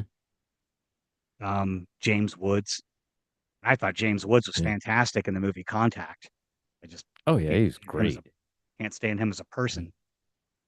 He's what also the Manchurian Candidate, Mm-hmm. James Woods. Yeah, so Yeah. I mean, he's got So he's some good, big movies under his belt, but he's just one who's kind of quiet about his politics. I did like as an actor, and he just kind of just Gary Sinise. He's a known Gary Hollywood Sinise, yeah. conservative, but Yeah. they just kind of disappeared. I mean, if maybe maybe it would work, George. I mean, he's big enough. Oh, I'm He's a not saying that his size. Yeah, oh, absolutely. beast of a man. He's big enough to play, but I mean, I my personal my personal preference, not gonna lie, is Ben Affleck as Batman. Why? Really? Why? I liked him as I liked him as Batman. He wasn't bad. I won't. I'll give you. I mean, I think he played an older, angry Batman Yeah. in the way that nobody else could have. I mean, we're going forward as far as fan castings. We need someone younger, especially if we're going to doing the DCU for the long haul. Now for the long haul, then yeah, then I would say definitely Robert Pattinson. I think he would. I mean, brighten up the. I wouldn't even say brighten up his outfit. I just say they keep I those would just movies say, separate. I don't see how they could fit into the DCU's vision. They need to come up with a new DCU Batman. And until they come up with somebody who I actually see plays him better, Christian Bale will be my Batman forever. okay, Until somebody comes along and does it better. all right, I can see that. All right. I did hear that. I did hear that. And what I thought was funny was watching Christian Bale's audition for Batman wearing the Val Kilmer suit from Batman Forever. uh, Hey, hey, I guess it I worked. Because I mean, hated those suits, the Batman Forever and Batman and Robin suits. They were terrible. I mean, especially when we got to Bat Nipples. with the That was just a nipples, travesty. it's like the nipples never made any sense to me. Like, why? Yeah, why? I'm not understanding. I mean, I guess if you go back and look at like some of the bronze chest plates and stuff that like Romans or wore, they Mhm. were anatomically correct, but Yeah, but here's the thing: it just doesn't make sense as to put nipples on that suit. Like they serve no purpose. Just there, just because. Well, this is some new news that I did not. I mean, I knew it was coming. I didn't know it was coming so soon. Apparently, they're hoping for the remake of Spawn to release this year Oh, okay. with Jamie Foxx is in the lead role. Mhm. I know it's like you couldn't have got Michael B. Jordan, Like Michael Jai White's not available. Brian. Like, I mean, to me, he's already Spawn. I mean, he's already I Spawn to like me. Michael Jai White and a lot of stuff he's been in. I did not like him as Spawn. And I think it's just the goofy nature of the movie that probably ruined him in the movie for me was because, like when Mhm. he's climbing up the wall and his hand turns into a suction cup and he's like, hell yeah. Like, what? Really? Really? This is the The agent cheesiness, yeah, no, of the that, devil. And he's out here like, I did like the rooftop fight with Violator. That was pretty freaking cool. But yeah. Well, here's the thing. Here's the thing with that movie. I mean, there was way just too many cheesy stuff. Just like with that, with the suction cup stuff, and for me personally, it was that was one of those movies where Michael Jai White was just he was a decent actor in a bad movie. yeah, he got very little to work with.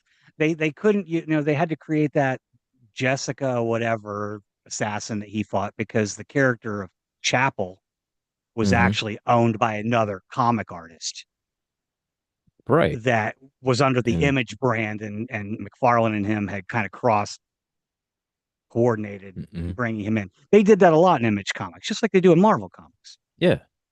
Now if they But kind of now so they had to, if the movie was written kind of like the took some elements of the cartoon show and kind of made interesting. it sort of like that, then it would have been received a lot better as far as story wise goes. But then still have been the problem of CGI. It And it was was bad just, CGI because CGI yeah, was still in its infancy at that time. I mean, it was made in 1997, so they didn't have a lot to work with. Star Wars hadn't, and The Matrix hadn't set the stage yet. They still had 2 years before they'd come out and be like, "This is how you do CGI." right. So I feel like Um, now Spawn being out, it would be great, but I think Michael Jai White deserves another chance. Maybe, but he's also getting older.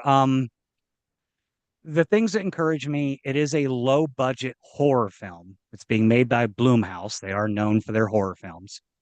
Okay. And the movie is supposed to be R-rated, is intended to be very dark and very intense, and much closer to the original comic book origin than the movie original movie did. So All right. I'll give it a shot. I know it's supposed to be told from the perspectives of Sam and Twitch as they're Mm-hmm. investigating murders and around the alley and stuff like that, Okay. and what have you. So So we'll see. I hope so. I hope so. Apparently, there is a teaser trailer out there, so I will have to go and watch that and see what they do. But I don't know. Jamie Foxx he seems like a comedian to me. Uh, And I he's don't get me wrong, he's good. He's talented and he is a very good actor. I just don't see him as Spawn. I'll I'll we'll give just him a have to see what. chance. Yeah, Uh, I'll give him I'll a watch chance to it. kind of see, but just I'll watch it. But McFarlane, if this doesn't do it, I mean, it took you almost 20 years to reboot the movie that you've been talking about forever. I know he didn't have a lot of control over how they made the last movie, and it's another example of getting a great actor with a good name who mm-hmm. comes in and plays a crappy role. You had Martin Sheen as Jason Wynn, and he was positively caricature. He was just ridiculous in that movie. It's like he was generic bad guy number one. Yes. And Jessica, whatever her name was generic bad guy number two. And it was just meant That to was it. showcase a lot of CGI that wasn't very good either. Yeah. So again, visually, I know it will look great. I know this. Visually, it will look amazing. Story, mm, maybe, maybe. I don't know. I think Wesley Snipes is too old too. I mean, he's getting up there. I did Yeah. like to see him. I did like him in Deadpool. It was nice to throw back to Blade. Yeah, it You was know, nice. Good to see him, one more time as Blade, and the one thing I will say that he pitched an idea to Marvel that I really liked was for the new Blade movie when Mahershala Ali was cast to play Blade, that he would come back and play Dracula. So that would have been I cool. love that idea, That would have but been cool. unfortunately, didn't happen. And that being said, it is 5 o'clock. We've come to the end of another episode of the Rules of Nerdquisition. We will be back next week with the Omega Glory. Actually, with it next time. Yes, yeah, And a whole, I don't know who said that at the beginning that we were doing. I I don't don't know who know. said that. Somebody hijacked they hacked into our feed and started spreading misinformation. That was AI. It was AI. AI did that. That was So, AI. That was all AI. right.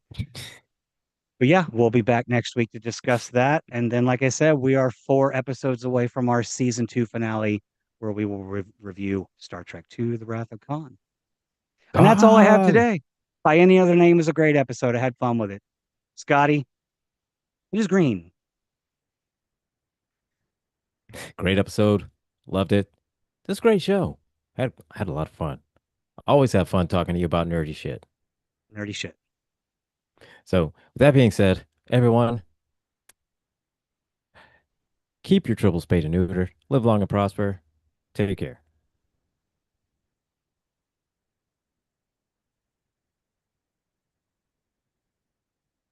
Da-da-da-da. And so now, with that being done, I'm going to go ahead and close this up Yep. because my dog is now, she's mad as hell at me because she is hungry. And it is 3 minutes past the time to eat. So she's mad as hell. I understand. But And it's potty time for me again anyway. So I'm squirming. I'll talk to you later.